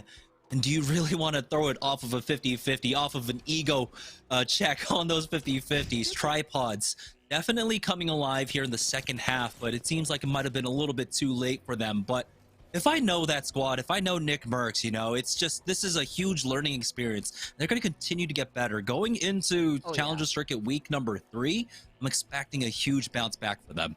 Absolutely. I mean, just to highlight on that point and on that squad alone, that squad didn't make it to the first week of finals, and they made it this week, and their synergy has been growing for every day that they've been able to really perform together. But talking about that synergy, Northern Forces taking that dub with 10 kills. Like you said, they were in 3rd place right before that dub, and now with game number 5 going into their pockets with 10 kills, you can only imagine how they're going to probably situate themselves in that overall first place spot. Yeah, they've been playing these games rather well, pretty conservatively and slow for the most part. And playing for that late game has been really working out for them. They had a 3rd place finish in game number 1. They had that win in game number 3, and here, another win. And so this is going to be absolutely massive for them. But it's the final game now, and it's just so much is going to be left up in the air. Just one last game, but let's take a look at the other half. And this is where things look a little bit dire for TPM, who were amazingly consistent across with the first 4 games, but here in the last game, only picking up 3. And that's lethal because TPM was in the overall first place spot before game number 5. So this was something that they really needed going into the second to last game. Yeah, we still have one more game, but now they can't be as comfortable. I mean, they weren't comfortable before with Wingman Season on their behinds with just 48 points before that game number 5. So now TPM have to really determine what they have to do for this final game. Yeah. So will this be the final game where TPM can secure that win that has been so elusive for them? Let's take a look at the overall standings though. Northern Forces do push themselves up into first place. Wingman Season will maintain their position in second. Now they're the deficit growing by 3, and so at this point it looks like it's going to be a 4-team race with the Redeem even coming in 4th place. 48 points for them. They're within 14 points of Northern Forces. Yeah, that gap really only being between Redeem and Final Boss right there, that 8-point difference. But even then, this next game could really change anything for our top 5 squads going into that final game. Northern Forces, though, are going to be pretty comfortable with those 62 points, but Wingman Season are right on their 6 with 57 points. Both these teams are definitely something that you want to look out for going into this final game. Yeah, it's going to be absolutely huge. 5 points. That's what's separating Northern Forces from Wingman Season, and then 4 points between Wingman Season and TPM. TPM, again, they've been remaining amazingly consistent. That's, you know, having a 10-point average across all of your games in a night, that's fantastic. The only issue is that they need that big pop-off game. They were so close to it in game number 2 where they ended up getting 14 kills, but they weren't able to close it out. They weren't able to get that win. Just imagine if they got the win in game number 2. That could have easily been a 30-point game for them, maybe even more. So we'll see. They just need to close some of these things out strong. Now they need to basically recreate the performances that they had on World's Edge here on Storm Point.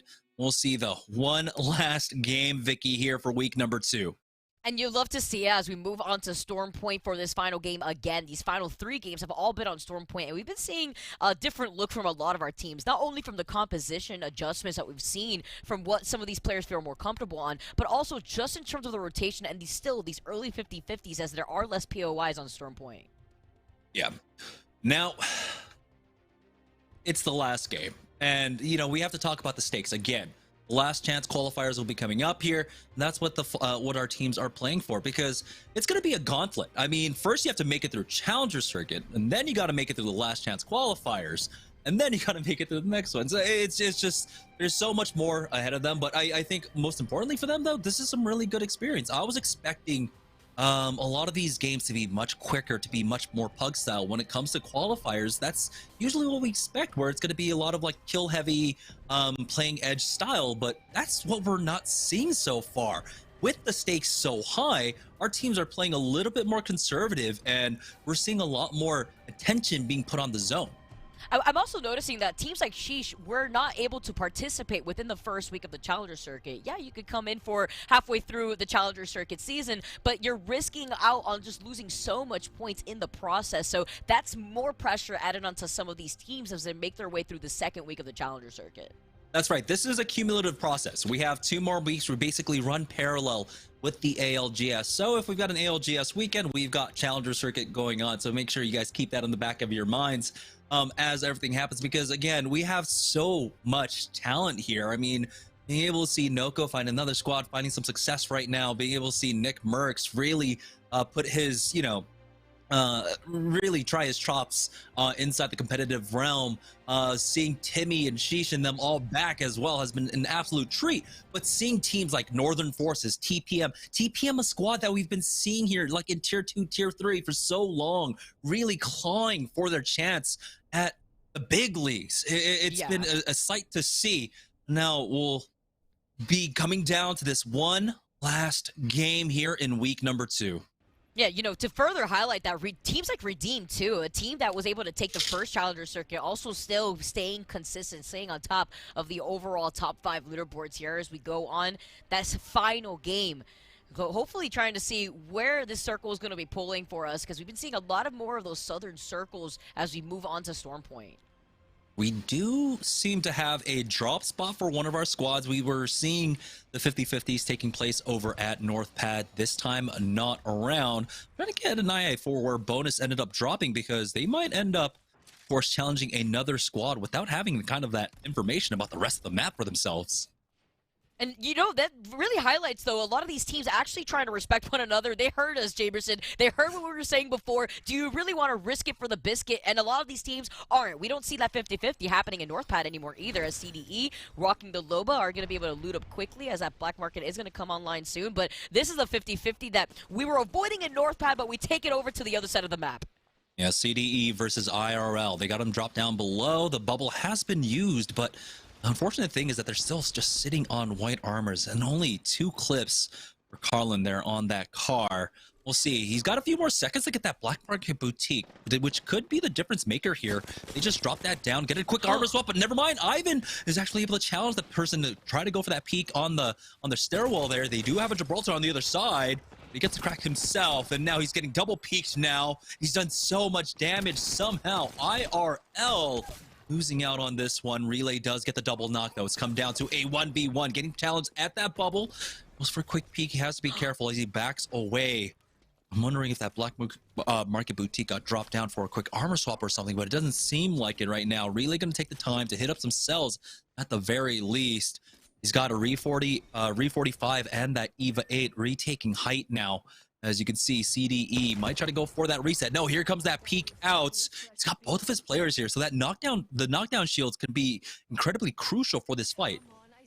Oh, this is going to be so scary, though. The verticality that the Valkyrie provides just allows them to reposition, but the res does come out uncontested. Escape does manage to get up, but Carlin comes out on top here, even without using that black market, too. You saw the blue Evo shield that was built up from Carlin, but they are going to be able to win that fight, and a great early start for that team here in this final game. Good prioritization of that res, too, making sure you get that Gibraltar up for that bubble as soon as he is reds. Tripods right now, they're looking great in terms of loot. They've got double purples, and Nick Merckx, he can just go ahead and use the replicator if he wants to get himself a blue, and that might be exactly what he does. It looks like they had gotten into an early fight here that they didn't fully commit to, and this is a great situation for them. As you said, they do have that double purple, but meeting them on the other side is going to be TPM, and they're wasting no time rotating into Cenote, and this is going to be important because it looks like they're rotating on the high ground side on top of those rocks. And that's where the zone's going to be ending as well, right there on top of Cenote Cave. And so you're trying to hold this position early on. TPM, one of the teams moving in for that now. But they have a very similar armor situation. Purples and blues across the ways. Big crack there. Maybe Deeds can take them out. do the rest of the lobby a favor. TPM, remember, they're in the top 3. They cannot go down here, so they have to be careful on how they play this. But for tripods, they basically have nothing to lose. They need the points. They need to rack up as many points as possible. So if they think an early fight, I feel like tripods should get aggressive on this.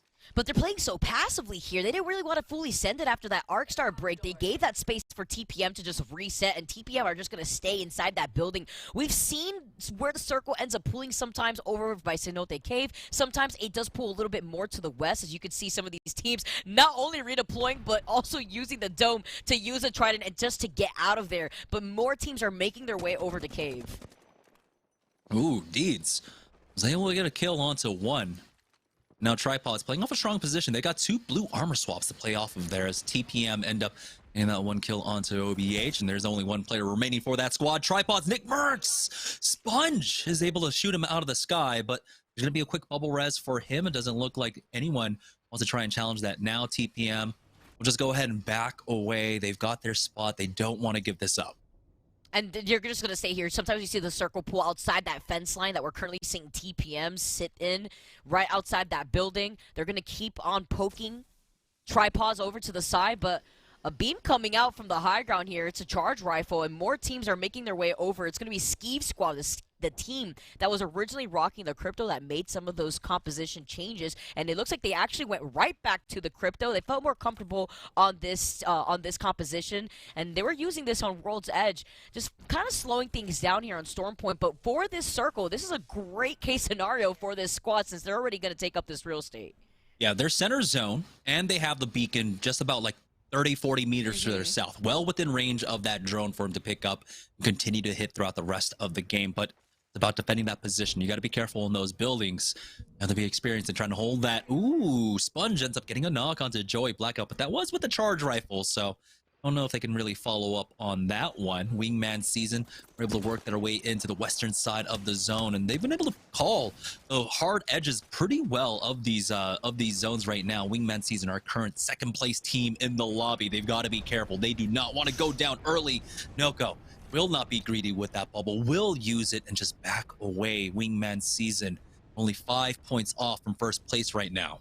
I'm having a Team Liquid PTSD moment right here. Z Davis escaping the Valk attack as he is quite literally one shot, but he manages to pull off the shield bat in time. Now he's going to be able to heal up with the med kit. They also have that information for where that next circle is going to be pulling. If nobody has taken up that building, though, south of where they were just looking, that building, sometimes we see that circle end up there. Sheesh, though, cleaning things up. It's Asoras that get taken out of this lobby. Second to last, or rather second squad, who have now gotten taken out in this final game. Sheesh. They're feeling that kind of same pressure. I mean, it feels like when their pressure is on, that's when they get more and more comfortable. That's when they kind of loosen up and start playing their game, which is aggression. I mean, Timmy, he's a highlight reel in and of himself, you know? So you kind of need to play towards that. You kind of need to play that plug style sometimes and really utilize that kind of aggression, because right now in our lobbies, I don't think our teams are currently used to it. It's been so slow in the last few games, and since we made the swap off onto Storm Point, that's where they found their comfort. That's where they're about to get another kill. That's Luda going down. Timmy's about to get a free kill for himself. And it's about enabling that type of playstyle like you were talking about. You just dive right in, you find the opening, you find the opportunity, and now you've infiltrated the first floor of this building, and Sheesh still continue, but the EMP deletes that dome for that team. Sheesh have nothing to play around of. Oh boy, but you got the third parties coming in. It's going to be Nicewig, the only player up right now. You can see a prize. Timmy trying to create a wall for his squad. He's got the bubble in 7 more seconds. Throws down that defensive bombardment just to buy a little bit more time, making sure another team doesn't show up. So he might be able to get this bubble res off for his squad. Nick Merckx is keeping an eye on it. They're going to go ahead and charge it as that bubble goes down to try and finish him off. Nicewig in the 1v2. Can he keep his team alive right now? Wingman Season still playing off to the side. It looks like that bubble res is going down. Nick Merckx pushing up. Timmy is up. Nicewig once again keeps his team alive. Now backed into a corner. 4 kills for Wig as he tries to hit that, but he needs to heal up first. And so I'm glad he pulled off that res. Prize is starting to bleed out. He's so low, but they've got the purple and the blue knockdown shields at the very least. Unfortunately, though, Prize does go down. Timmy, can he make it back into the stairwell? Another charge rifle, but there's the bubble res. Timmy and Nicewig still alive for Team Sheesh. Gotta love that tag, though, that Nice Wig is rocking here. Absolutely love it. You gotta stay true to it out here as another fight is happening on the other side of Jurassic Park. Bonus, taking their slow rotation. Athena usually plays the edge of circle now, taking their time to make their way into where that next circle is going to be pulling, but landing some of those wingman shots, forcing that team to just stick inside that dome building. I'd absolutely love to see all the chaos happening in Cenote, yet they're still fighting right outside of that area, so far away, closer to Jurassic Park. And ARCs are just narrowly missing Mendo there, but they're absolutely safe right now. And it's been 3 southern zones, by the way. You know, we didn't really talk about that, but Shipball, Barometer, and now it's going over to Cenote. So they've played basically all 3 games very similarly, taking a pit stop over at Jurassic Park and trying to poke and prod. But this time around, it looks like they're going to be forced back a bit with the defensive bombardment going down. They'll be able to reapproach this if they want to. But it looks like that squad uses the cover of that defensive bombardment to actually just get out of here. So they're going to go ahead and back away now. Unfortunately for Bonus, they're not able to pick up those kills. They need some points because they're, the first 5 games have not gone well for them whatsoever. And I'm so curious to know what is happening on the side of Skeeve Squad, as I just saw a Kraber shot in the feed from Death onto It's Timmy, so sheesh, it's still a lot of pressure happening by Cenote Cave as more and more squads take up those buildings. Chatham is Prime being another one of those squads, making the rotation to be included into the party. And they've even got the replicator to play off of, and they can pick up additional credit if they want to and just go over to Barometer. But I'm gonna go ahead and keep moving here as it looks like they got the mobile respawn beacon down. They got a prize back into the game. Huge for Sheesh. But now we were talking about, of course, I'm kind of opening things up, playing it more puggy, getting very aggressive, but they're in the center of the zone now, Vicky. So what's the game plan? Really, it's to hold that high ground and to try to play as passive-aggressive as a lot of these other teams have been, like Mullis, who is holding onto the high ground with the rest of his team. None of these teams want to give up these positions, too, with so many other squads making the rotation from outside the circle. It's any game. The charge rifle's still from Sponge as he finds another victim. Oh, man, he has to have a red Evo shield at this point. Yeah. They're going to try and stick that res onto Aj, but they've got to be careful. So many nades are coming in. You've even got the cheeky peeks out here. Mollis might go down next. He slides into cover. No! TPM. The help of I'm Mad actually picking up some of those kills here. So TPM. They don't want to let this series get away from them. They don't want to let the 6-game set get away from them when they were playing so consistently the last 5. Now, will this be it? Will this be their chance to finally secure a win? I just have to highlight this, the amount of impact that Talus has had as well on TPM has been popping off with so many kills. Even that game number 2 where he had secured 10 kills alone, sweeping things up. They're still alive and they're also still securing a lot of that KP. So good news for TPM. Now you can currently see here, Sheesh is still up alive. Like you said, getting Uprise alive too with that mobile respawn beacon. But a lot of these other teams playing more so by the edge, looking at Wingman Season that are playing this much more passively. And I'm surprised. This is still really early on in the game, and I thought, you know, game number 6, so much on the line, teams would slow things down. Wingman Season picking up the pace for themselves. It looks like Bonus in a fight. Folsey getting the knock on to Wonderfuls, as you're seeing that, yeah, they were just stuck out on that bridge. The same bridge we were talking about that can be so vulnerable right now. Folsey playing safe inside of that blast chamber there is going to force them back. They did at least secure the banner of Wonderfuls. We'll see. They do have that respawn just outside of the zone. It is round 2, so they can try and tank this, but they're also tanking damage from poke coming up from behind them. I'm wondering if that's Asteria as they make their rotation over, as Bonus are forced to play as a duo. The arc starts coming out. It's actually CDE that's on their tail as they approach this spot here. They do have some of those pings, but with the Loba, they also have the black market, so they don't really have to overextend for that extra loot. Meanwhile, on the other side, though, it's going to be another team. It's going to be running late, who see all the action happening in front of them. Yeah, they want to see if any trades happen. The defensive bombardment got nothing there. Kuzme changing up the angle to just keep an eye on everything around him. You cannot throw away that spot right now if you're looking for that third party. Looks like CDE might have spotted one. Remember, they're just currently playing this one out as a duo on the Bonus side. Missile Storm comes in. CDE still not able to get these knocks quite yet and might get punished. Escape is forced to get back behind cover there just to survive. Harlon, though, Let's try to answer back with that R3, but he got tethered for the time being. Still safe as they are on that high ground at the very least, and CDE unfortunately not able to finish off bonus. Yeah, unfortunately, and also getting cut off by running late as well. So they are going to be able to utilize that black market, while the rest of that team is going to be holding that choke point. Meanwhile, a lot of these other teams kind of getting gate kept away from Cenote as Asteria, that is the other squad that we were talking about in the other side of this area, here over by Barometer, are holding more of that south side. They see a redeploy happening right in front of them. It's that duo that we had seen before as Black Cat are in a fight. On the outskirts, though, Final Boss are the ones fighting in the stairwell. Oh, they've all lost out on one, but Andrew and Wraith are pretty high up in terms of HP, and there's no trades back quite yet. They got a knock on to Death, and they are getting challenged up from the rooftop. Andrew with the 1v1, but just trade away damage here. They're trying to secure these thirsts. That's good for them.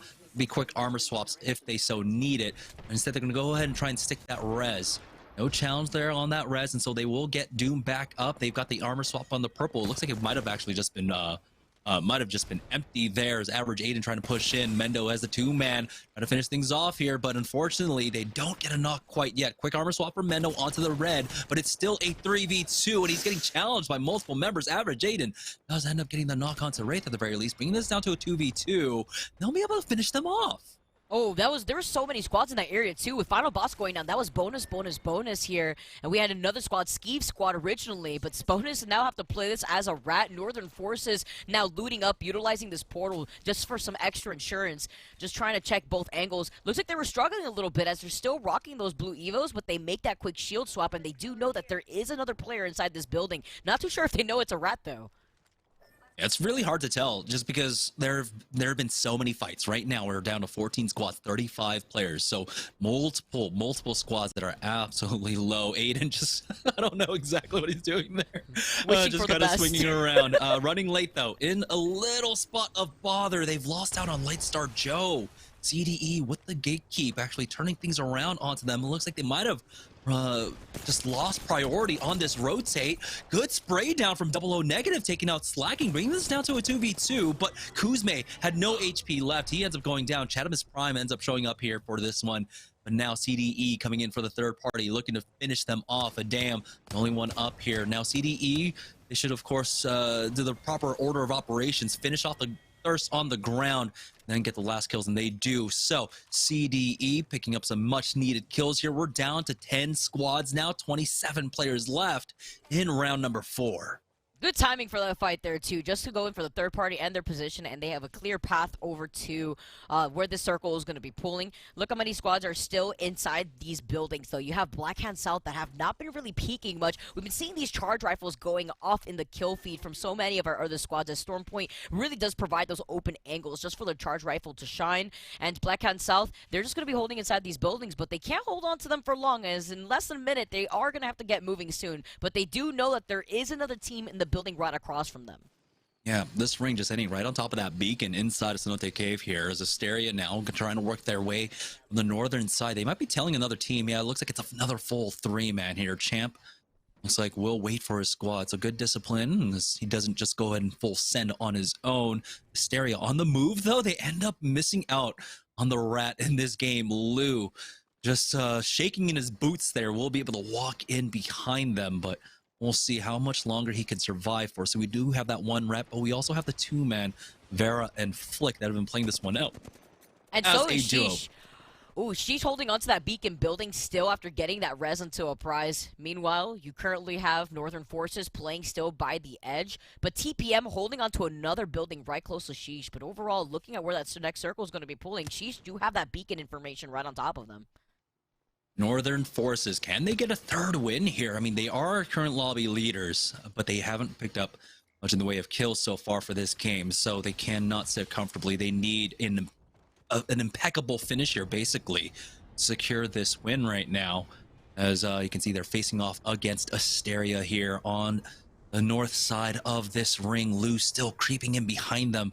Might be able to even snipe away a few kills here. Northern Force is doing a great job on this gatekeep because they haven't traded damage themselves, so all the pressure is on the Asteria side. Surprisingly, though, Northern Force start backing away from this one and allow them to actually buy some space for themselves. but it looks like they might be taking some ring damage. So Northern Forces, maybe they can turn things around. No, Asteria are safe. Zednim coming up behind as well. Northern Forces has to be careful in this position. As you can see, the peaks coming out, and oh boy, they lose out on proficiency. And that's the bubble going down. He's running out of time to go for that quick res. Champ is timing this Arc Star now, waiting for it. Just another second, he can throw that one in. And they delay long enough to make sure they cannot get that quick res. Drago doing the rest of the lobby a huge favor, taking out Northern Forces, our lobby leaders. Yeah, Northern Forces now don't have another chance here in this final game. Asteria pinching them in a hard place here. Love the way that Champ was able to play that, just waiting things out with the Arc Star, but now they're in the line of sight of Sheesh, who have been inside that building since they were able to res a prize. They're still going to continue on that pressure, but these natural rock formations that provide that cover here for Asteria have set them up in a really good spot. And on the other side of everything is the Wingman Season team, who have been still in this position for so long, even early in the game, where they really didn't want to get involved in too many fights. It's our second place team currently is Black Hand South, able to clean up lose. So down one rat, as I think there might be two duos left now. Kraber's in the hands of our Valkyrie player here. Maybe they go ahead and go for that peak to try and challenge Wingman Season. You got multiple squads up inside the buildings for now, and so they need to start turning their focus on to creating some space here. You got to be careful, as that's a huge connect from the missile storm along with some shots there, forcing out that early bubble from Black Hand South to go for that reset. No challenge quite yet. Ring closing in though. They got to be careful and move in with that zone right now. Phase breach just to back away. That's a valuable ultimate that they could really held onto for a little bit longer. Taking a look at Team Sheesh though, this is messier than my office right now. They've got so much loot on their ground. Oh, it's literally spaghetti just thrown all over the place, all over this floor. It needs to be cleaned up, but they're happy here. They got a lot of shield swaps if necessary. So you can see this team now making their way over. It's gonna be Black Hand South, who want to look for an opportunity to get onto the high ground, but they're just in the line of sight of so many of these other teams here, taking too much of that ring pressure, as Sheesh is still holding on to the inside of that building, but you have nowhere to go when you're in the line of sight of Asteria with this gold triple take on top of it all inside Drago's hand. So Sheesh right now, they're sitting happily inside the cover of the building without being in the line of sight of that triple take. Triple red armors. They got all these additional armor swaps as well. TPM well sending it on to Sheesh right now, though. TPM know that they need these points. They got the first knock onto a prize. They're fighting through the bubble, though. They need a quick armor swap for Sushi. Unfortunately, it is not there for them. Nice Way goes for that peak. And now they answer back. It's going to be a 2v2. But TPM don't have the armor swaps. Champ gets that third party kill onto Sponge, bringing this down just to Talus here. He's getting challenged there as Champ ends up going down to Timmy. Of all players, Sheesh, can they recover? Can they go for the reset? Asteria looking for that third party, but they're getting punished for it as Noko ends up finishing off Sponge. And now it looks like Wingman Season have victory in their sights, as if TPM go down, that'll just be it. Wingman Season can finish this one off strong, but Sheesh, they might be able to get the moral victory with the win here as they charge forward. That bubble down for that reset for a prize. He needs to heal up. He needs the time to hit up a med kit. It's the final 3 squads remaining here. Wingman Season, Sheesh, TPM now making their way over. Now, I love the way that they've been able to play this on the high ground, where Wingman Season understand that they've just been slowing down their own gameplay, poking from afar, but they finally drop down, and Stunny, who could just get right back into the high ground with the Valk. Oh man, again, if he just had an R301 there instead of that alternator, but right now it looks like Sheesh, they lose out on one more. TPM going down as well. Wingman Season on the verge of victory here to finish things off, and they will come in for the final win of the day. What an amazing day for Wingman Season. Slow and Steady wins the race. They played the edge of Cenote Caves that entire final game, because overall, this was our second placing team before that final game, so they knew what was at stake. The moment Northern Forces were out of the lobby, Wingman Season had their sights in victory. Yeah, and they even got to see TPM there on the kill feed at the end. They knew that this was going to be the win. I can't wait to take a look back at the VODs to see the pop-off moment for themselves. But like you said, Vicky, it was all about patience. Slow playing it here on Storm Point, absolutely paying off for them. They're able to call out basically the God spot every single game. What a fantastic job coming out from them. Yeah, and a different look at Wingman season compared to the very first week, where I believe they finished in overall 10th place. So you could tell with just a week's worth of practice that those adjustments really coming and paying off for this team. Yeah, so congratulations to Wingman season for taking the win there in game number 6. Now, we don't want to go ahead, just go full bore into the end. But let's go ahead and talk about game number 6. I mean, it was Cenote Cave, and we saw actually a lot of early aggression, smack dab center zone. A lot of fighting there as Team Sheesh brought the aggression into the caves. Absolutely, and even losing a prize in the process, getting that mobile respawn out for a prize and holding onto that building still until the final game there. But overall, Wingman season had the best position. Not only were they not forced to funnel out of those buildings, but they were playing through the natural landslide that Cenote Caves provides for them. Yeah, and then with so many bodies there, you saw how they were able to utilize those knockdown shields along with the extra armor swaps in those fights. TPM trying to go for the full send. I mean, you can kind of feel the desperation for TPM there because they knew that they were behind Wingman season that entire time. They knew that they had to pick up some kills, which really did kind of change how they had to finish off that late game. Yeah, and I'm really curious to see how TPN ended in that final game, just looking at where they were situated in the overall leaderboards. I believe it was 3rd place. So if they had a frag-heavy game there, that could change the course of things here, looking at Wingman season being right above them by only a few points. Yeah, and I don't think Northern Forces ended up getting that many points themselves in this game. And so a team that had 2 amazing games so far this series just were not able to finish it off despite getting 2 wins. Wingman season, so coming onto Storm Point, I don't know exactly what the shift was for them, but they just ended up calling every zone extremely well. Let's go ahead and take a look at the replays from game number 6 because we had a lot of early action for this last game. Yeah, looking to see at some of the early 50-50s that we weren't really expecting in the final game. We had one on the other side of the map. It was happening over by High Point, and IRL were the ones caught in the ring of fire here as they were able to try to close things off, but a nice patient play from that Loba, and she's too with an immense comeback, starting things off in Storm Point. You could really tell that this is a squad that feels mostly comfortable on Storm Point with just the way that they play.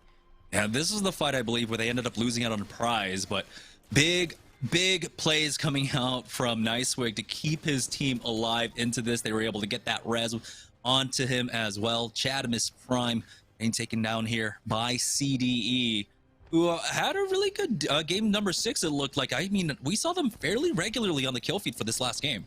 Yeah, absolutely, and I like the way that they were able to take more of those corner rotations here. Asteria being another one of the teams kind of taking a page out of Wingman Season's book, playing by the ledge here, rather by the edge of the circle, and TPN also moving in to try to contest Sheesh before they got third party themselves. But Wingman Season, they take the final game, just as they took game number 4, the first game that we saw on Storm Point. So, wondering how that's gonna calculate for everything, but 13 kills in favor of Sheesh. What a game for this team here to make this comeback. And that's that big swap again. I mean, it looked like, again, they were just playing more towards their comfort, and that's definitely going to happen when you put Timmy on that Pathfinder. So despite not, getting the win, despite coming in 2nd place, that 13 kills, that puts them in 1st overall in game number 6. Wingman Season, though, they had 7 kills. They came up in 1st place with the 19. You can see why TPM made that choice to try and full send it onto Sheesh. They knew that they were a little bit behind in terms of kills. They needed to do something. They needed to try and match those points because they were down by about 4 points, maybe 5, heading into this last game. Yeah, just to highlight just the way that the individual performances have looked on Wingman Season, Stunny has been popping off. Before that game, he had finished things off with 14 kills. Sheesh, you currently have Timmy, of course, fragging out with 13 kills. You can see, again, how comfortable he is on the Pathfinder while we do play on Storm Point.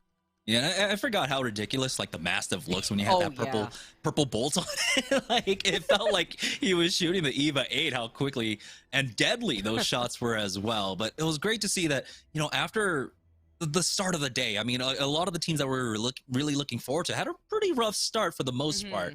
Pretty rough start. I mean, particularly, of course, looking at Team Sheesh and Tripods. But it was a good bounce back, especially for both squads in different ways. Sheesh had an explosive bounce back, but Tripod ended up a bit more consistent there in the last 3 games. And you referred to it perfectly, too, in that late game, Jamerson. This is an experience that a lot of these teams are going to be taking away from week number 2 while they prepare to go into week number 3. Teams like Sheesh are actually making their appearance for the second week of the Challenger Circuit, where they didn't have the same experience going into the first week because they weren't here to compete.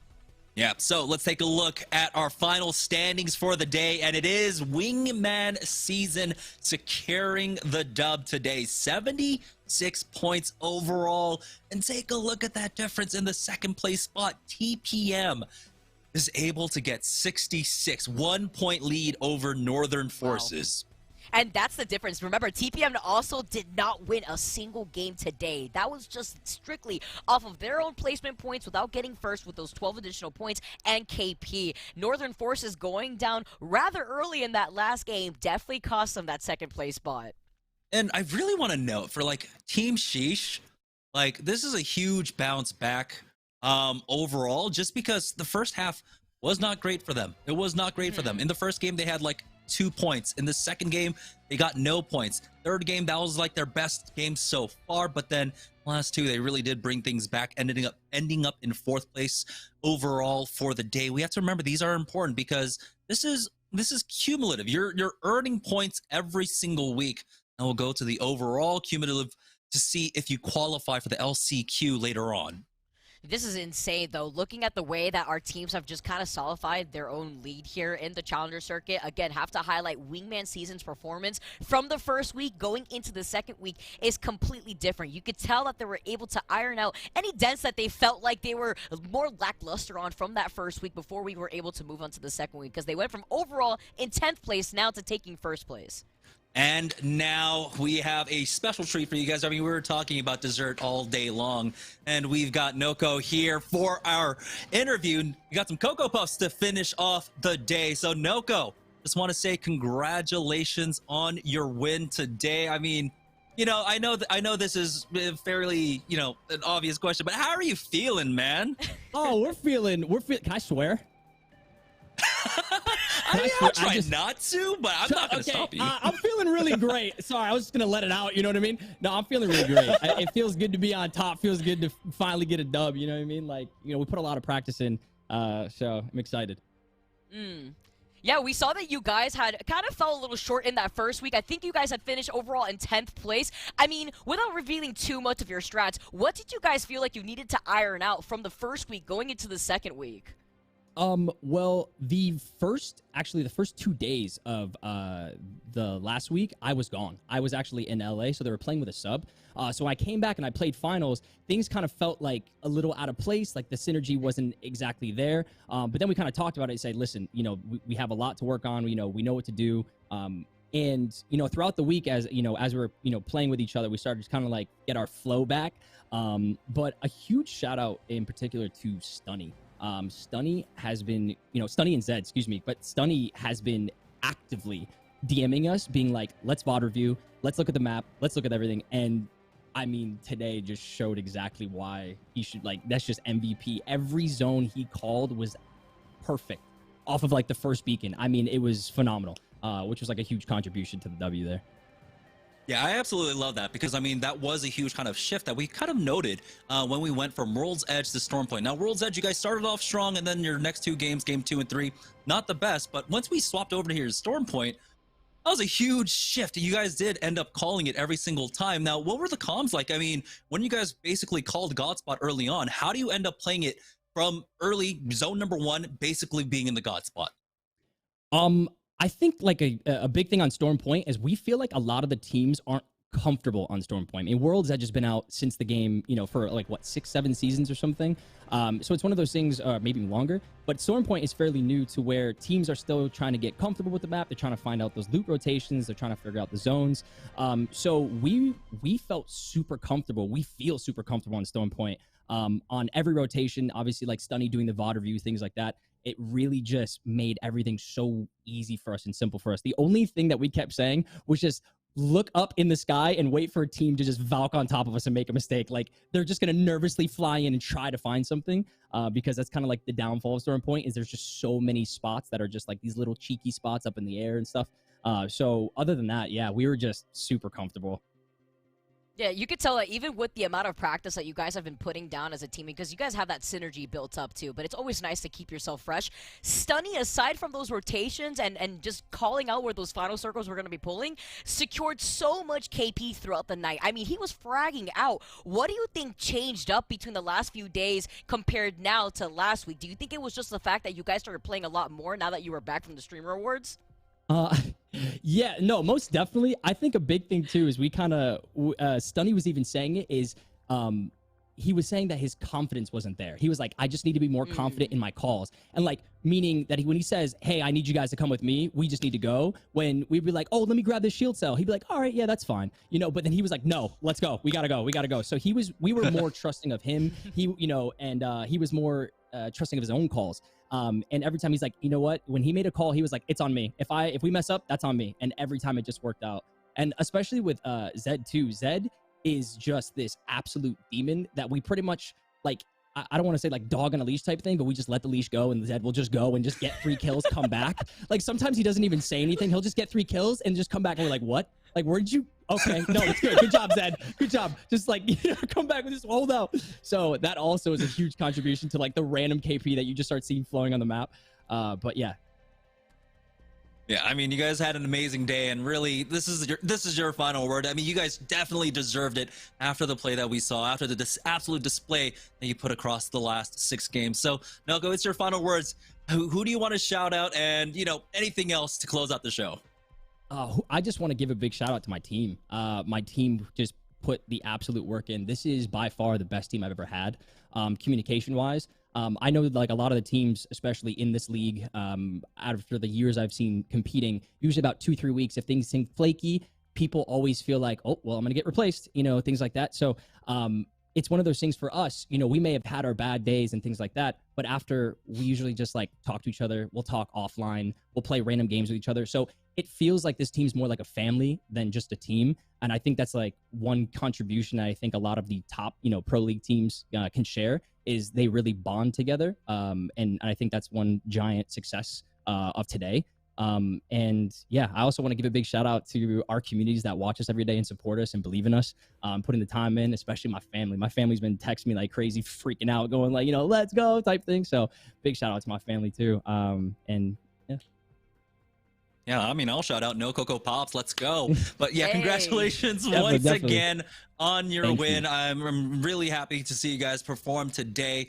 And so hopefully, again, we will see you guys in week number 3. Thank you so much, Noko, for coming on for this interview. Now, Vicky, Absolutely. it's been an amazing day of games. I mean, we got to see some incredible play coming out from so many squads. You know, some teams that we didn't even really expect. We had our top 5, but there were multiple teams that ended up showing today. Who ended up surprising you the most?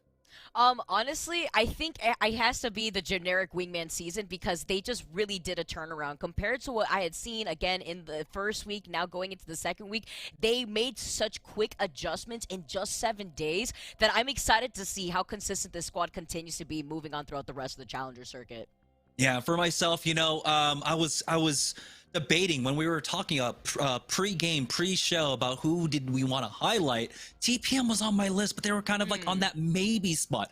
And so I want to make sure that, of course, we shout out TPM for doing such a great job today. They might not have gotten a win, but they showed amazing grit and consistency throughout the day.